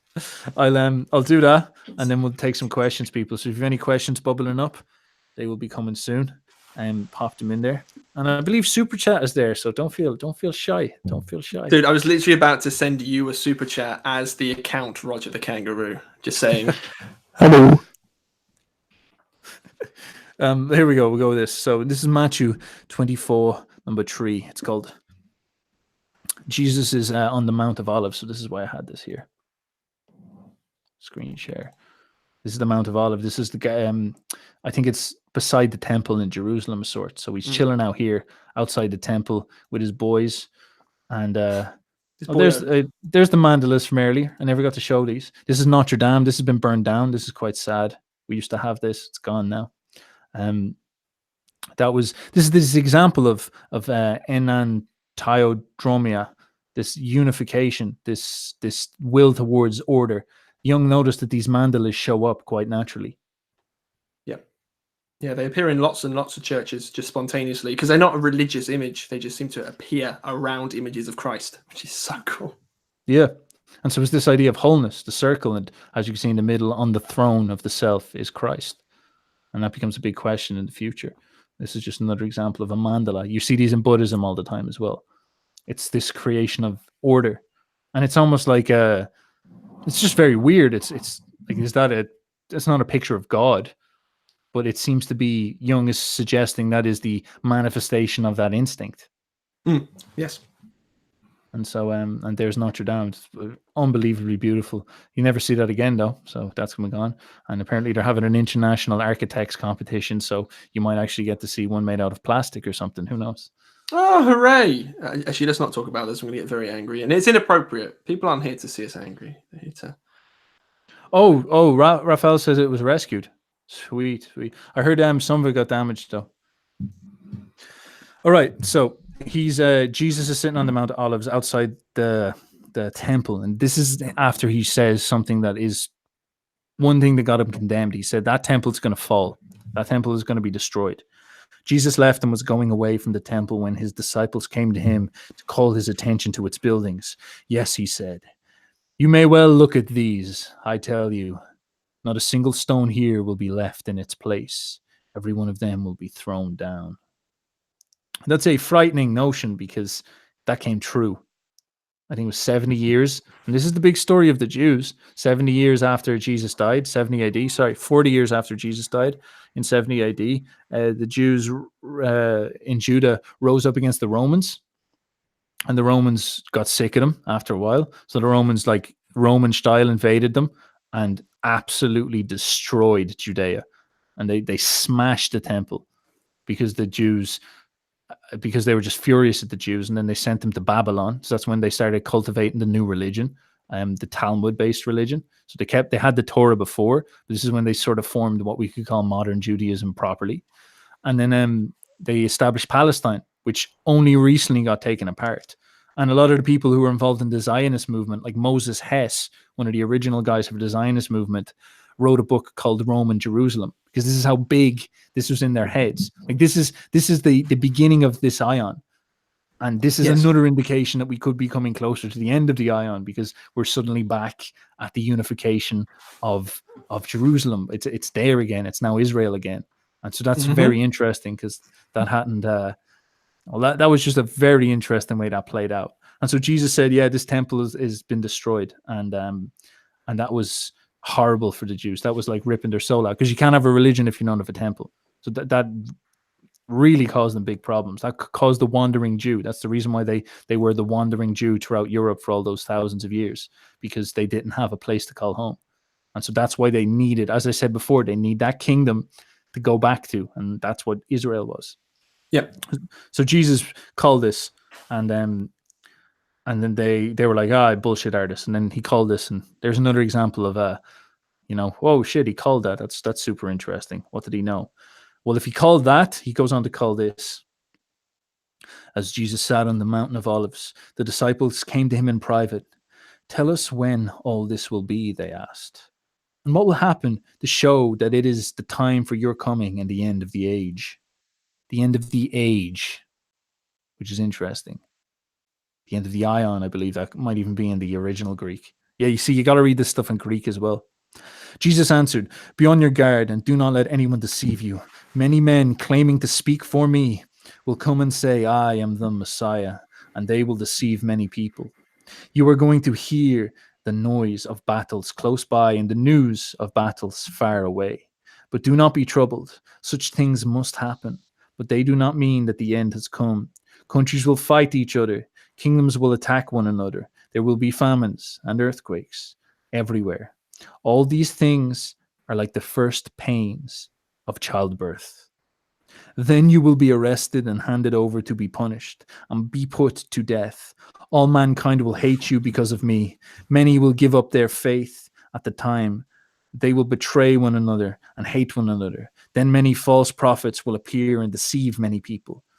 Sure, such will be the spread of evil that many people's love will grow cold. But whoever holds out to the end will be saved. And this good news about the kingdom will be preached throughout all the world for a witness to all mankind. And then the end will come. Any thoughts there before I go on? Dun, dun, dun. You got to finish with some kind of dramatic music. It's true. All mankind will hate you. Have you noticed the uptick in Easter worshippers? Have you noticed that? Oh, the Easter. Oh, that was good fun. That was good fun. I don't know about the Easter worshippers thing. If it was like a spontaneous thing where everyone just decided to copy Daddy Obama and whatever he said, but that is weird. You cannot just ignore that. Like you can go, who cares, man? It's like, no, yeah, but okay, yeah, who cares? It's a Twitter comment, whatever. But why did he say it? Is it that difficult to say Christian? The word's been around for a very, very long time. We are Christian countries. So it does make you think what's going on. Yes, Christianity is under an absolute onslaught, both overtly and covertly. Like to speak that you know, and some Christian values you could say are like dodgy. For example, a classic Christian idea is like homosexuals are going to burn in hell, right? We'll say that. That's from Leviticus, right? So it's also shared with Judaism, and it's also shared with Islam. If you, as a Christian, say, I believe that homosexuals are going to burn in hell, bye-bye. So in other words, it's not a Christian country. You're not saying that you want to inflict pain on homosexuals or you don't like them. It's, I believe, as a theological framework, that this book is divine, comes from my religion. I believe that's what happens to certain individuals after death. You can't do that. You're kicked out and you're shunned. And that's one example. You can say, well, yeah, fine. That's one example. Damning the homosexuals is a bad thing. It's like, yeah, okay, sure. But it's everything. It's absolutely everything. If you go up to somebody and you say, I believe in Jesus Christ, it doesn't matter. You can't have your religious values anymore. You're an absolute nut job. Like if me as a scientist, if I went, I'm not wearing my cross now, but if I wear my cross and I'm like psychologically Christian or whatever, it's like it's frowned upon. People don't like it. So what Jesus has predicted, obviously he saw that the temple was going to be destroyed. Jesus also died, and then apparently a temple behind him, I don't know which temple this was destroyed immediately. You know, where it was like broken from, it's in the gospel, I think it's all the gospels actually, where the temple from top to bottom was ripped in two. And then the guards around him were like, oh, fuck, we really fucked up, boys. He was the son of God. He just destroyed a temple. So that definitely happened. The destruction of the temple in 70 AD definitely happened, and then all the other things you were just talking about, like wars and famines and earthquakes, yeah, it all happened. But the most significant one is you will be persecuted for having my name, and that's the story. The most persecuted people in mankind, alive today and in history, last 2,000 years, have been Christians. Yeah, it's true. Even in the countries which they've established themselves, now they're becoming an oppressed class. Yep. Slowly, it's creeping in. But just try and be an overt Christian. It's difficult. Try to do it on social media. It's difficult. And it's getting slowly more and more difficult. So, I don't know. Jesus maybe had a lot, like 50 million lucky guesses. And let's, like, if you want to, even if you have difficulty with this stuff, like, you can give it a based argument and say, well, perhaps what Jesus understood was intuitively, he understood what Jung was describing as psychological law. So he was saying to himself, like, obviously, intuitively, he was being like, all right, I am here fronting this idea of perfect goodness. So if people act good, people will punish them for it. And this is the sort of story with the Roman Empire, that it was so weird for them because the Christians would come in and just be very, very nice. Just be super nice people, kind. They'd give to the poor, and then the Romans would come in and say, all right, you're going to get fed to the lions. And the Christians would be like, sweet. And then they go dancing to get eaten by the lions. And they would just, like, just horrific stuff would happen to them, but they never really turned sour.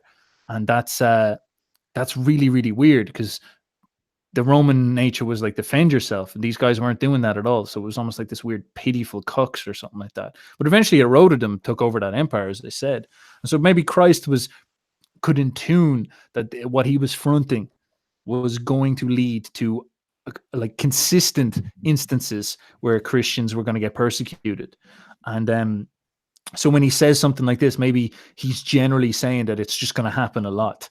And this proved out to be accurate. There was plenty of persecutions at the start of the Ion in the Roman Empire, and now that we're coming to the close, it seems like it's ramping up again. Like, again, as you said, the most persecuted people in history were Christians. Communism largely destroyed Christians. Now, and what's interesting is, like, over in China, a post-communist state, Christianity is growing there faster than any other part of the world. Like, you can find videos on YouTube of Chinese people getting Bibles and they're all just like kissing it, being like, yes, thank God. It's like, why, man? Why? Why do they give a fuck like that? The Asians were never that religious. It's like, turns out that now that they are figuring out that this thing tells them that they have a personality, and they've seen the other side. They've seen an actual genuine totalitarian state that I don't think the Chinese ever had before. They're like, oh my God, I am all in on this. And so it's super interesting. It's super interesting how that works. So maybe he's just calling the general, because then he turns around and says, the awful horror. You will see the awful horror of which the prophet Daniel spoke. It will be standing in the holy place. Note to the reader, be sure to understand what this means. So that, I believe, is the Antichrist. Then those who are in Judea must run to the hills. So that's the current people in Israel right now. That's very interesting. A man who is on the roof of his house must not take time to go down and get his belongings from the house. A man who is in the field must not go back to get his cloak. How terrible it will be in those days for women who are pregnant and for mothers with little babies. Pray to God that you will not have to run away during the winter or on the Sabbath. For the trouble at that time will be far more terrible than any there has ever been from the beginning of the world to this very day. Nor will there ever be anything like it again. But God has already reduced the number of days. For had he not done so, nobody would survive. For the sake of his chosen people, however, God will reduce the days. Then if anyone says to you, look, here is the Messiah, or there he is, do not believe them, for false messiahs and false prophets will appear. They will perform great miracles and wonders in order to deceive even God's chosen people, if possible. Listen, I have told you this before the time comes.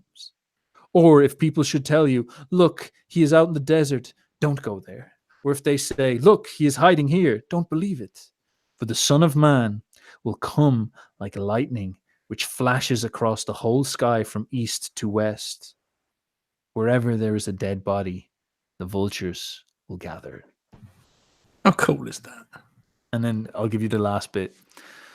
The coming of the Son of Man. Soon after the trouble of those days, the sun will grow dark, the moon will no longer shine, the stars will fall from heaven, and the powers in space will be driven from their courses. Then the sign of the Son of Man will appear in the sky, and all the peoples of earth will weep as they see the Son of Man coming on the clouds of heaven with power and great glory. The great trumpet will sound, and he will send out his angels to the four corners of the earth, and they will gather his chosen people from one end of the world to the other. What do you think about that? You know, that's and then it's the final judgment as they talk about how he as I said, he throws the bad guys in the dustbin. Yeah, it's like I just want to bring up prophecy, I guess. So in some of Jesus' prophecies, I think you're correct there. I think I'm sort of jumping the gun and getting very excited about holy men predicting the future, because that's what Jung was. He was a holy man predicting the future. And some of them, I guess you're right. Yeah, it's psychological law, and you could be like, well, this is probably what's going to happen. It's safe. Of course, you're going to be oppressed. I'll just say it, and I can trick people or whatever. But then you've got extra levels of prophecy. So, for example, you've got really weird ones. So you have Daniel. Whatever, who the hell was Daniel, man? Like, Daniel was a beast, predicting the 4 next greatest world powers way into the future. It was like 600 years into the future, and then the kingdom of God would come in the 4th. It's like, good job. And he was treated as a prophet before that happened. So it's like, that's weird. Is there something going on psychologically enabling you to predict these things? Maybe. And then when Jesus comes out and says something like that, which has not happened yet, and we cannot verify happening in the future, you're like, suddenly it becomes a little bit more real that something like that could happen. And considering all this stuff is linked to the stars, he's like, okay, the stars will fall from heaven. I will come from the sky, which is basically space. It's all up there, heaven. And the sun and the moon will start doing funky things. He's talking about astrology, I would imagine. We lost your bit there, James. Oh, shit. Oh, dear. Can you see me?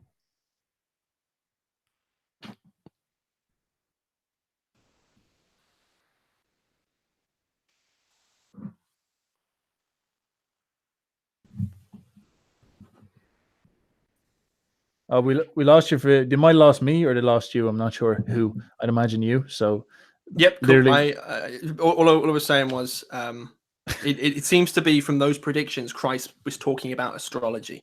At least that's a big element to it. The stars falling, the sun, the moon coming from heaven, the sky. It's all up there. Things are happening up there, and again, it falls into that prophetic realm of what the hell is our relationship with the movement of the stars.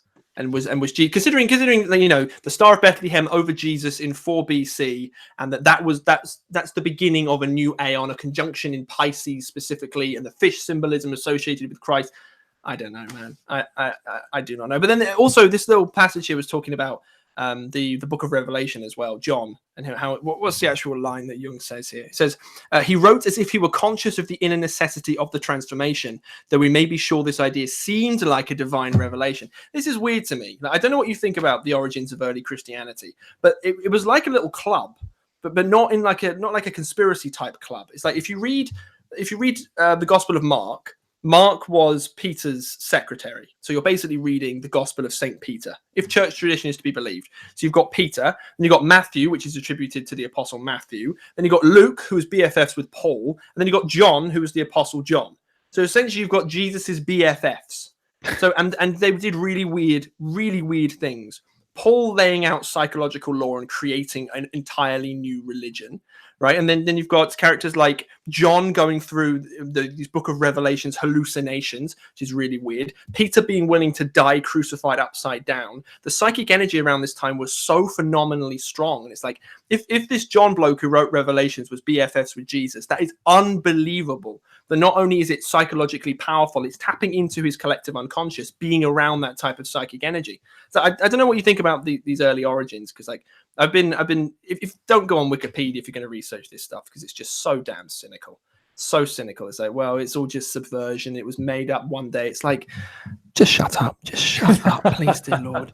You got to think about these things properly. So I don't know what you think of all that stuff, but it literally keeps me up at night.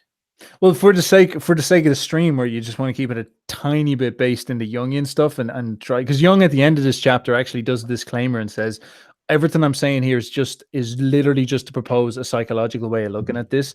That is not to say that the Christian story is not a metaphysical coming of Christ. I don't necessarily mean metaphysical. I mean just what the hell happened. Psychologically, what that energy was, which seemed to charge within people. Was it the fact that the Jewish people have been oppressed for so long that they were waiting for a Messiah, and it's sort of that oppressive energy condensed, and then boom, out popped this little psychological backfire. Well, this is a problem, is that Jesus keeps on saying it's chosen people. Now that's difficult, because chosen people is quite an exclusive group. Because that means it almost seems pre-selected in a sense. And Jesus is not a nice dude. Like there's this one, I'll see if I can find it quickly, where he goes to Tyre, and some woman walks up to him and says, yo, the boyo, how are you? Yeah, here's like, there's some weird questions about Jesus' relationship with the Jews. Here's Matthew 23:41. When some Pharisees gathered together, Jesus asked them, What do you think about the Messiah? Whose descendant is he? He is David's descendant, they answered. Why then, Jesus asked, did the Spirit inspire David to call him Lord? David said, the Lord said to my Lord, sit here on my right until I put your enemies under your feet. If then David called him Lord, how can the Messiah be David's descendant? No one was able to give Jesus any answer, and from that day on, no one dared to ask him any more questions. That's a very fucking weird passage. I don't know what to make it out at all. So, like, it's the sort of the race thing. Like, it's weird, and like literally straight afterwards, that's when the whole the Jerusalem, the temple falls. But there is another one where he speaks to some woman. A woman's faith. Matthew 15:21. Jesus left that place and went off to the territory near the cities of Tyre and Sidon. A Canaanite woman who lived in that region came to him and said, Son of David, she cried out, have mercy on me, sir. My daughter has a demon in her and is in a terrible condition. But Jesus did not say a word to her. His disciples came to him and begged him, send her away. She is following us and making all this noise. This is a nice hippie Jesus. What the fuck is this? Then Jesus replied, I have been sent only to the lost sheep of the people of Israel, of the house of Israel. At this, the woman came and fell to his feet. Help me, sir, she said. Jesus answered, it isn't right to take the children's food, the Israelis' food, and throw it to the dogs.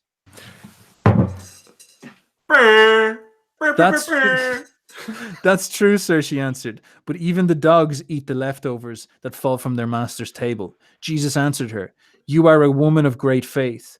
What you want will be done for you. And at that moment, her daughter was healed. So obviously, he's not like a fucking, I guess you could say an Israeli supremacist. He's like, look, you're being faithful, so you can have it. But there's a clear indication that he is here for the Israelis. And who they are is the bigger question. And they seem to be somewhat correlated with the idea of God's chosen people. It's a big question. It's a big question. And so when there was something going on in the collective, yes, it seemed like there's maybe the Israeli tribe were a very special tribe, and they had built up this Hebrew prophecy that we talked about, and it was burning in them. And the Jews were the Judea, the people in Judea who were made up of not just the Jews. There was the like scattered people left from the other Israeli tribes still there, and maybe they were all sitting together, incubating, being like, "Fuck, how do we move forward, and what do we do, and how does history work out?" And it sort of plays up into this idea of like a forgiveness, a redemption of the people in the eyes of God. And they were expecting a Messiah of sorts, but then they got Jesus, who was like just, this hippie cook as they saw him. And he and so maybe there was this unbelievably intense energy in the room. But if you hear about how those apostles were all woken up, Jesus came back from the dead, brought them into a room, and then the Holy Spirit descended on them, didn't it? Mm-hmm. And then and they were all right from there on. So like, that's fascinating, dude, because I actually see what you're saying, and I quite like your interpretation. Maybe because I interpreted that in a completely different way. Maybe because I'm more PC, and like today we don't have the idea of race so much, but back then it was important in terms of groups of people. Like we are lost, we are God's chosen people. See, I would have read that section as Jesus. He's like swagging along, looking for the children of God, right? He's looking for his boys, and he's already said that my mother isn't really my mother, and my friends aren't really my friends, and my brothers and sisters aren't really my brothers and sisters. That doesn't that's fine. But what's most important is that they do the will of God. So I thought that what he was doing there was looking for faithful people who believed in him and were doing God's work. And then when he saw that she had faith in him, the Logos, God, then he rewarded her. He's not just automatically going, yeah, I'll heal you. Because it seems that he's only healing people who have great faith. One of my favorite things is when the people broke into his roof with their leper friend, or their friend who was sick of the palsy. It was like, Jesus! And they smashed his fucking roof in. And then they dropped their sick friend in. It was like, heal us! And he's like, all right, so you got great faith. You've climbed up on my roof. I will heal you. So I don't know. I thought it was more of a faith dynamic, but I like your idea too. I'll have to ponder on that. Yeah, check it out, because it really screwed in my head, because you wouldn't think that Jesus would be so elitist in that sense, but he was there for the Israelites, and then he obviously rewarded people who showed that they honored them. But there is this sort of the Israeli diaspora, and again, this is not straightforward who those people are. Like, we don't know who they are. There's some indication that they may have ended up in Greece and Rome. This is why the Greeks welcomed, and then you talked about Paul. Paul found it very easy to convert the Greeks. Because they were ripe for that. They saw themselves. The Spartans apparently saw the people of Judea as kinfolk.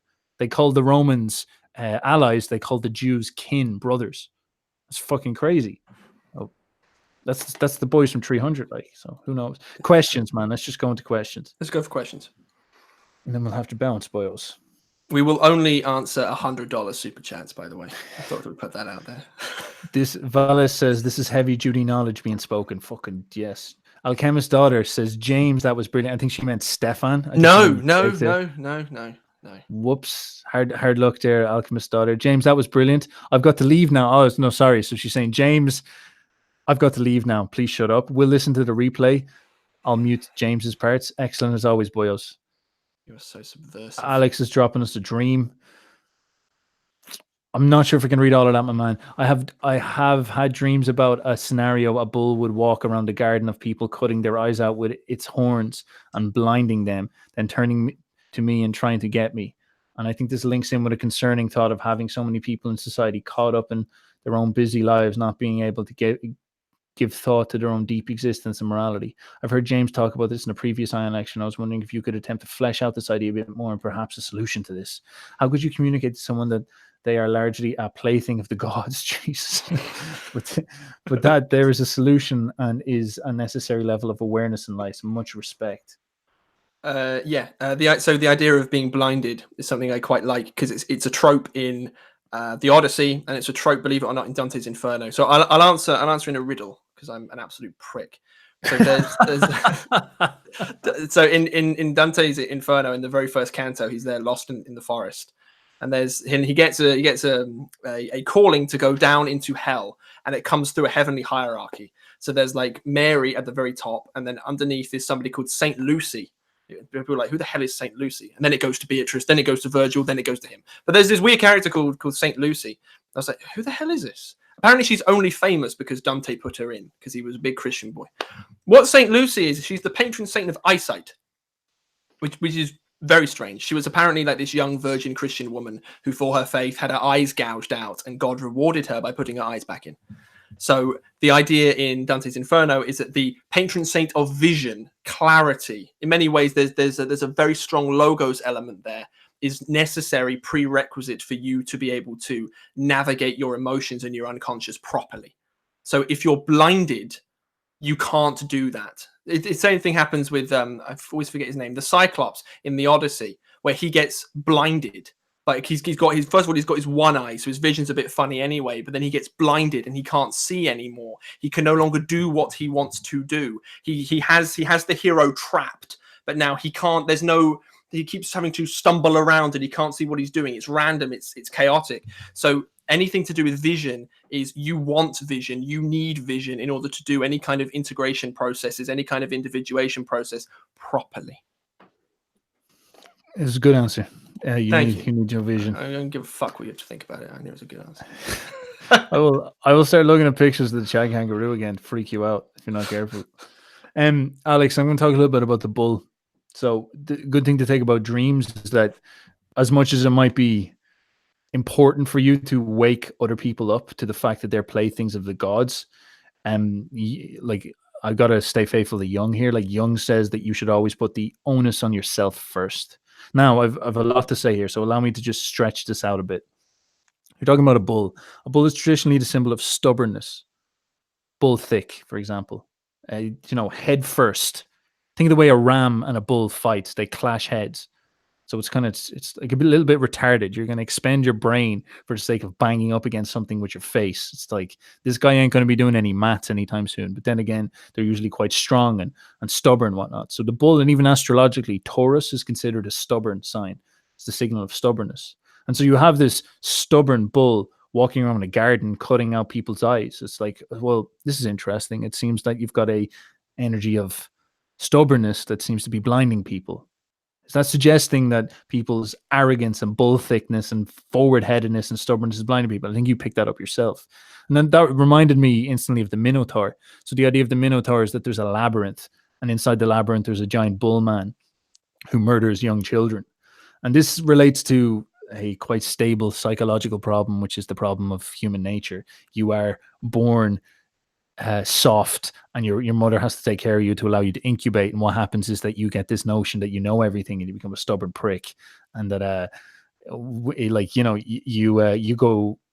you start to live in this palace of thoughts about the notions. You get all these notions about the way the world works, and what that's sort of saying in that Greek myth is that the labyrinth, the complex maze of your thoughts and your overthinking is literally a prison, and if you don't escape it, you're going to get smashed by the Minotaur, which is actually a representation of your stubbornness. So in many ways, if you're looking to get people woke and wake people up, this is a hard thing, because as a young boyo, and I find this a lot, people don't take you serious. Like I see the way that James's eyes water when he looks at me. I know that I have quality things to say. I know that I look because you're like ridiculously ugly. It's upsetting. I can feel the fumes of your hideousness coming through the screen.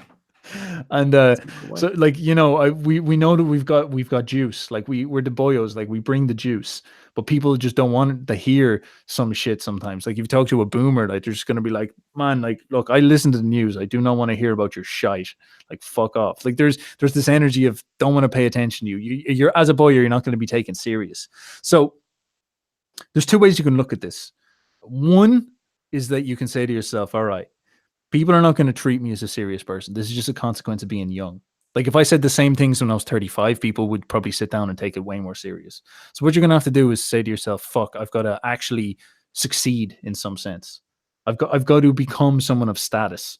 You know what I mean? Like it could be in a simple way. Maybe I'll just got to get in shape and then people will just start to act. I got to dress better. I got to look like I am in order and then people will take me serious. This is a sad one, but this is sort of this idea of it's a flaw in human nature. People just won't listen to an elaborate argument if it's not coming from someone who looks like they've got their shit together. So that's something to bear in mind. And that fronts it back in you saying you got to sort your life out in many ways. You got to conquer your own stubbornness and desire to like woke the world and charge forward in the way that you want things to go down. And instead kind of put your life into action and pull it together. A very Jordan Peterson way of looking at things.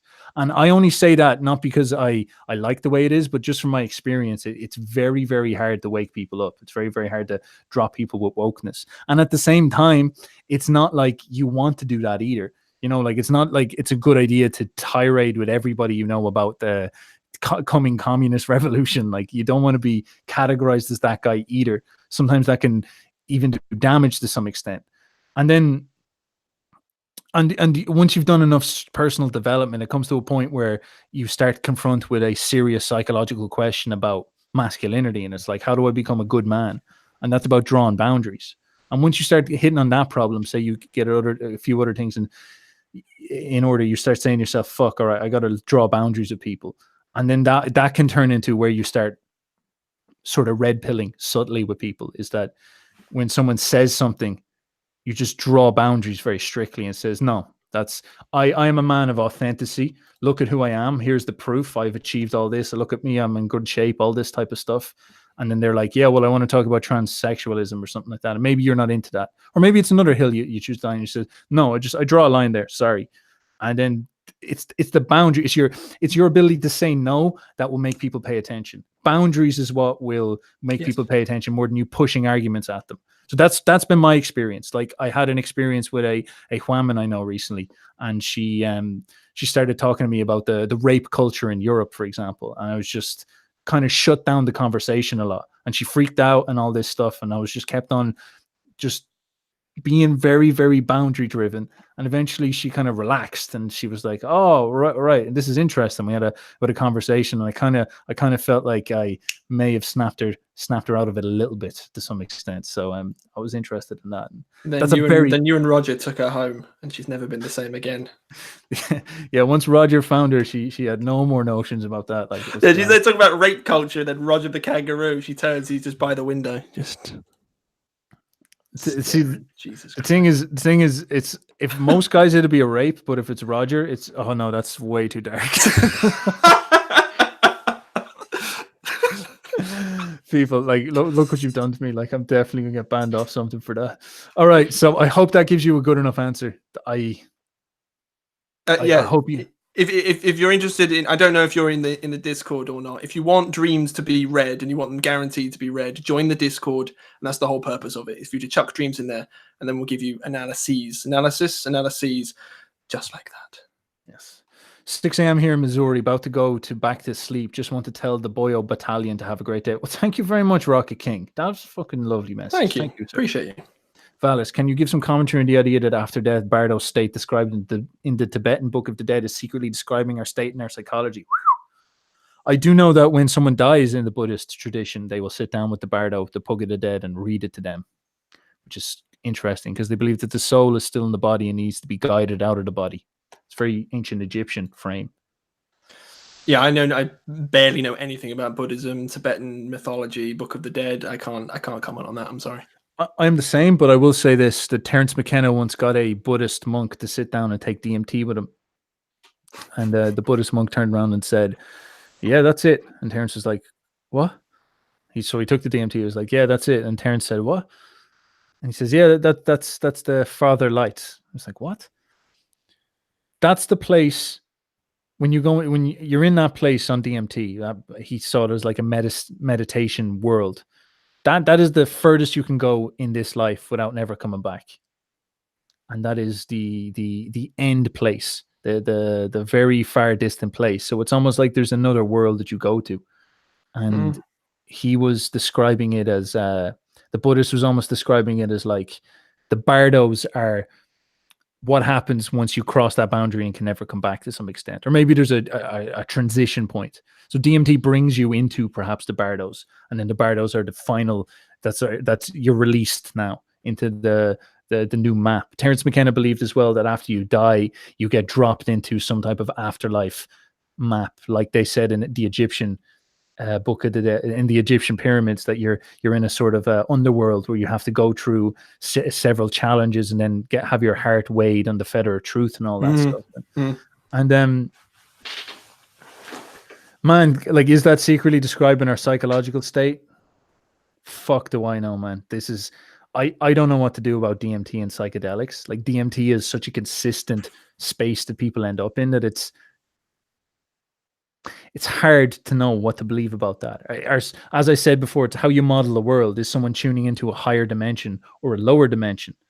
Or is it tuning into a certain part of our psychology that makes us manifest an archetype? And then I ask about the Egyptian Book of the Dead, and what happens there is that they are judged on the quality of their truth. So it's almost like how much truth they spoke in their life determines their ability to pass through this space. And well, this becomes super interesting, is that when you die, maybe it is an opportunity for you to ascend into a higher dimension. And in order for you to ascend, it requires you to be literally like light. And I don't mean light as in like shining. I mean light as in like the opposite of heavy. And so in order for you to go up to these higher levels, is it a consequence of you having to let go of that which was holding you back? And our negative emotions, or shall we say heavy emotions in this life, things that drag you, like Dante said, to down into hell. So if you are like full of resentment and anger and rage, and maybe not even those ones, if you're full of resentment and deceit and betrayal and all these terrible, terrible emotions, when you die, as your brain releases all the chemicals, allowing it to finally use up all its neural synapses and let it go, you re-experience all these emotions that you've stored up in yourself, and do they somehow drag your consciousness down into another dimension if there's too many of them? Whereas if you've lived a life that's full of truth, as you fly through every neural synapse you've ever used, do you get to re-experience all that truth? And if it's all been good and justified, does that lighten you up and allow you to burst out into a higher dimension of sorts? Fuck do I know, man. That's very, very interesting stuff. But again, it comes down to how you model the world. Now you understand the world. So that'll be my thoughts on that. Yeah. maybe. Well, what we're going to say is, if you can reliably induce the same experience using a chemical like DMT in many, many people cross-culturally, it's not there by accident. Because through the evolutionary argument, we don't have things that are a part of us unless they were once a selection advantage. There are very, very, very, well, there's nothing that's an accident, first of all, not that I'm aware of. Some things may have become out of date. We've just kept them around anyway because they're not doing anything wrong. But if it exists, and if you want to apply, we have 4 fingers and a thumb on each hand for a reason. We have 2 eyes for a reason, eyebrows for a reason. Then we have religious experiences like that for a reason.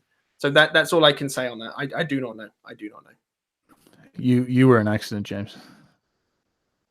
I'm not going to say anything on that.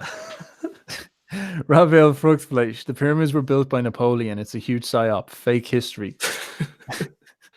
Hollow Earth is real. Fuck. I've heard of Hollow Earth. I think it's fascinating. The pyramids were built by Napoleon. Fuck, man. Tartaria. Have you heard about that? That's an interesting one. Maybe. I don't know, to be honest. But maybe that could be going on. Valis. From what I've heard, the world's intelligence agencies are in fact the highest tier dark occult in that country. Yep, it could be the case, man. It could be the case. Like, I really don't know. These things I can only project. I guess one thing that I found useful about Jung is it gave me ability to reason from first principles about what might be going on. Like we can't know what's going on in the high rungs of society because we're not told.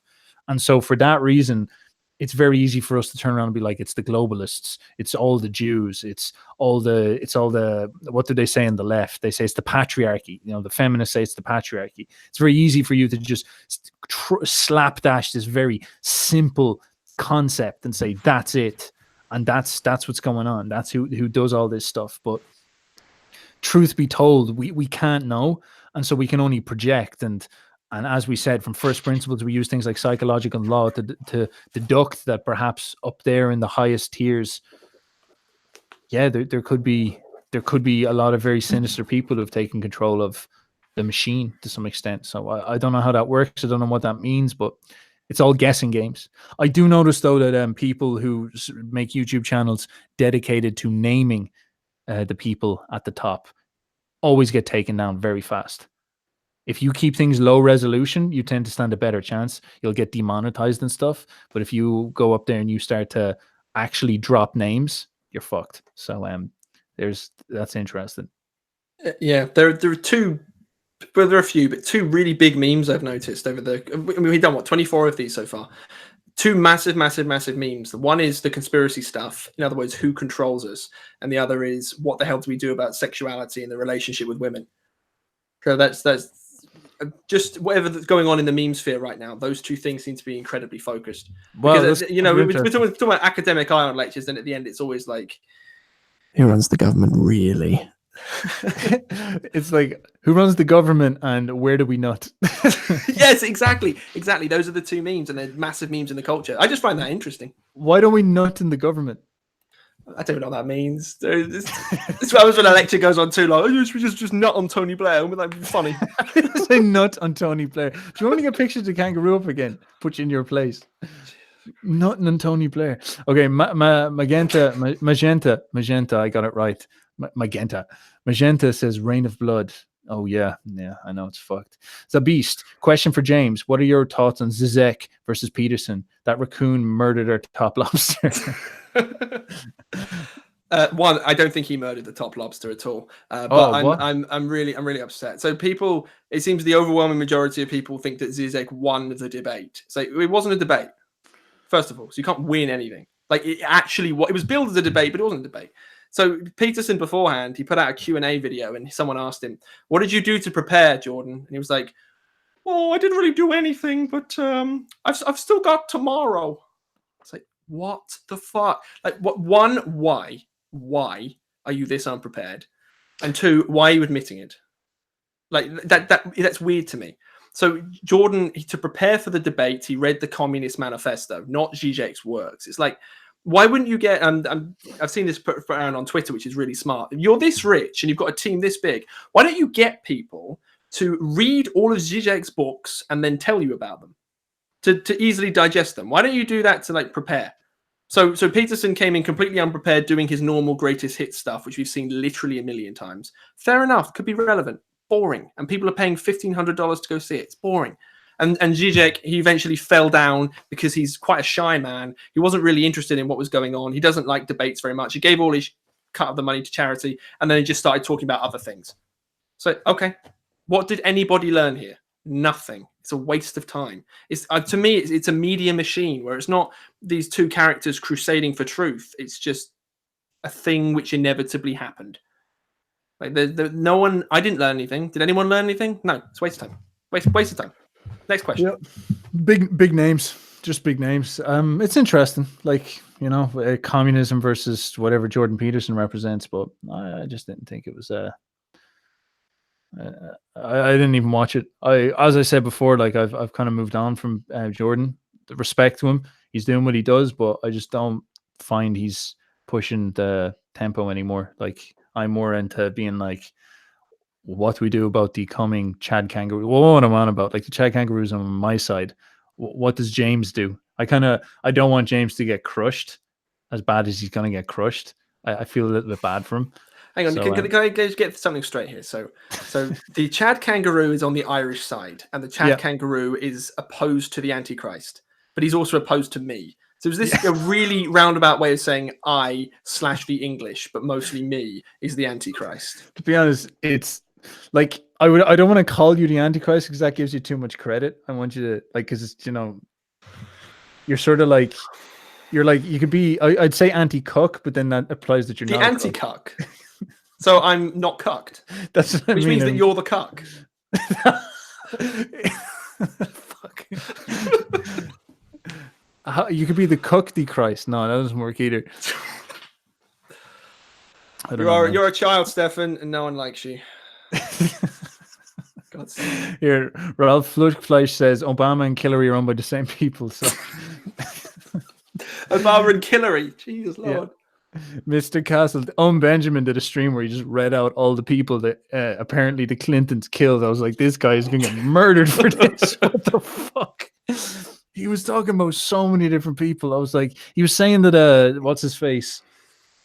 The musicians, the guy from Chris Cornell was killed for showing a pedophile ring that he didn't actually commit suicide. Those two, and the other guy from Linkin Park was suicided. I was like, whoa, dude, you're going to get done for this. But no, he's still taking long. Mr. Castle, so Babylon, the Red Goddess, Ustara of Dawn. Lots of weird goddess worship. Lots of skewed anima projections. Ustara, Easter, for the record. Germanic goddess of the spring. Question. The biblical verses Uberboyo read out implies something a great deal more Manichaean than some scholars would like to see. Is there any way that this could be reconciled with the concept of privato boni? Yeah, we're answering that question, or a very similar one in the Patreon Q&A, which should happen later on today. So I'll save my answer for that for later. Oh, interesting. Okay, Jordan, you're in the Patreon. If you're not, definitely DM us and we'll send you the full answer. The Manichaean, I do not know what that word means. Yeah, there's a distinction between. I'm not entirely sure what it means either, but Jordan, he sent through a very similar question before, and Manichaean seems to be like not privato bone, essentially. So there is the good versus evil dynamic, and then there is the good versus lack of good dynamic. Ah, right. So Manichaeanism is an Iranian. Yeah, it's that tradition of thought of good versus evil, I believe, but I may be completely wrong. And if I am, someone please tell me. Yes. Okay. Interesting. Yeah, it's that makes sense. Who knows? Like the idea of the privato bone and what Jung really hammers at you today is in this book is saying that the privato bone is wrong because it doesn't properly deal with this, and there's every reason to assume that Jesus Christ is not strictly a Catholic. Like he may have been saying, like the Catholicism may have been an adaptation onto Christianity, which doesn't render it false, but just renders it as a something that became a practical way of conducting the religion in Europe, in the East, in the West. But Jesus himself may have been more integrated into how things should work out. And so that's interesting. And Jung goes into the early Christians a lot and talks about how they all wrestled with this idea of how do we conceptualize evil properly. And of course, Satan is the one who actually lied to them, and he actually tricked their hands with writing scripture going, I don't exist. It's just privato bone. Great fun, boys. Chosen people were the Essenes. Christ was an Essene. They were Gnostics, and the energy was probably triggered by Rome. Interesting. Did not know that. We'll check it out. Woof. That's from Magenta. Another annoying question from Mr. Castles. How do you chaps feel about precipitous secret history in relation to how Romans accepted and warped Christianity? I do not know it, but neither do I. I'm sorry. I'm sorry. I don't know. Yeah, we're getting exposed by Jordan here. I do think Christianity was morphed by the Romans into a pagan/Christian movement. As I've said before, I don't see why those things can't work together. Paganism does seem to deal with lower tiers of understanding of human nature, and so it does articulate that quite well, the same way as Greek mythology is a very psychologically sophisticated mythology, whereas Christianity is dealing with a very specific part of your psychology, which is how do you be a good person. So it's almost like Christianity thrones itself as the way that you should act as a hero, and paganism is that you can build like pagan stuff around that. Like warrior cults can have a little bit of paganism in them, because it's not like Jesus is the perfect model for waging war, even though it's important to keep him in mind as well. So it's interesting. I think it's interesting. I'm reading a lot about the persecutions right now. Rafael Fruchtfleisch, what would you recommend to people wanting to gain that kind of knowledge that you guys have? Where to start? Oh, Jimmy. Yeah. So one, I don't think we have that much knowledge, and this isn't like humble without reason. It's like there are ways to go about learning things. It's just called efficiency. So if you want to learn about a particular subject area, pick the most hyperlinked area you possibly can.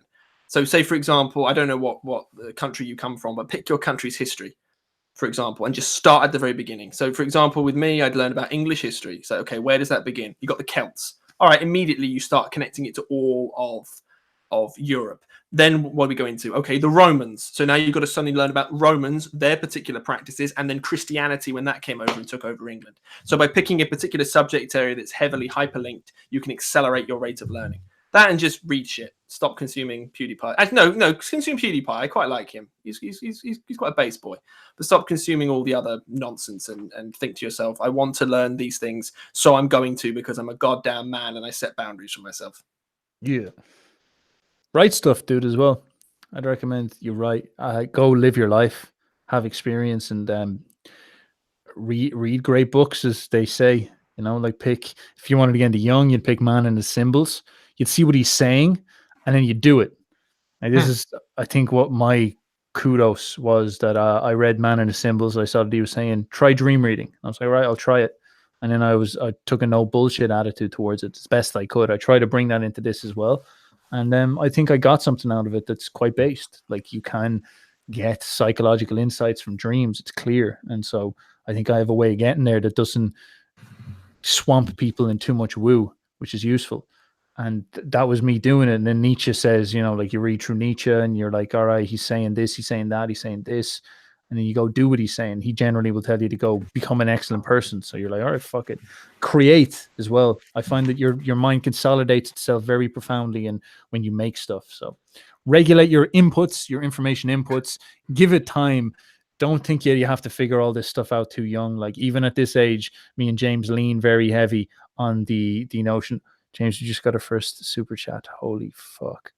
That's very exciting. Thank you very much, Factoid. Thank you. Wow, we'll check that out now in a sec. I literally thought you'd seen a ghost behind me in the room, and I literally freaked the hell out. James, there's a giant kangaroo behind you. And then what's happening? You're like, you know, yeah, it's just go live your life. Don't such platitude advice here, but go live your life. Pick great, try aim high, pick the really great books, and then try live by them. You know, I don't think you have to read a lot of books, as people say. I actually think you could choose to read maybe 10 great books instead of 100 great books, and also let your interest go, and let your creativity do a lot of work. So it's about being holistic, I guess, is the way to say it, and giving it time as well. Like, if you're a young boyo, like, you've got a long time ahead of you before you have to be a wise man. Like, me and James are kind of, we can't really pontificate as wise dudes because people won't take us serious. As I've said before, we're too young for that. And it's not like cool or young or sexy. It's like, that's not what they expect out of a young dude. So like, our focus is very heavy on the warrior energy. We're like out trying to, like, we're hitting the gym. We're out trying to make stuff. We're trying to get our shit together, because that's what people want to see out of us, is energy, action. And so the vibe we bring to this is whiz kid type of vibe. And that's like, we didn't conceive of that, which is just what we are. And so if you want to get into that position of being a wise speaker and all that, you got to wait till you're a bit older, I feel, and you've got to earn it through life experience somewhat. Someone who I find very interesting is Andrew Tate. He probably doesn't read any books at all, but he's still got a very commanding way of speaking, because he's just lived a very, very, very, very, very extroverted and harsh life. So check out people like that, you know. So when are you boyos going to have a threesome with Dr. Peterson? Jordan, if you're watching, we do love you. We do slate you off in a nice way, in a critique way, just like you can slag off Nietzsche every once in a while. Whatever, it's fine. If you would like to have a threesome with us, you can hit us up, and we will see what we can arrange. Actually, I take that back. That'd be fucking disgusting. Please don't do that. I just thought, what the hell am I saying? Jordan, much love. Much love. Yeah, we're gonna slag you off, and also we don't want to have sex with you, so don't even ask. We thought you were a kangaroo there for a second. Castles, when's Zx free to watch? Methinks It's on YouTube. Thoughts on Q? Is that QAnon? QAnon? Q. El Nadrea. Thoughts on Q? I imagine that's the guy who's talking to a lot of people on Reddit. I don't follow him too much. Could be a psyop. Who knows? Never heard of Q. Immediately, I thought of the Q text, which is one of the original Gospels hypothesized to have existed. Fuck yeah, that could be it. so I don't know. You have to explain what Q is. Let's see if Factoid. I don't think we got any message from Factoid. Thank you very much, Factoid, for the $2. At what time is the Q&A? We're doing it now, but it's going to be on Patreon, I believe. It's not going to be live. Well, I don't think we can stream on Patreon. We tried it last time and it didn't work. Yeah, sweet. Thanks for the advice. Have you two met personally already? No, but we'd love to do it. Although I'm scared now that James wants to sodomize Jordan Peterson. I asked to meet you last week, and you literally just said, "No, I'm too busy sodomizing." It's just an endless stream of sodomy. It's just disgusting. You're rubbing Belfast. Fuck off. Yes, but once everybody was in the mass grave, they had equality. That's true. Equality means death. We're all equal in death. You'll be judged equally. It's a nice thought. Very comforting.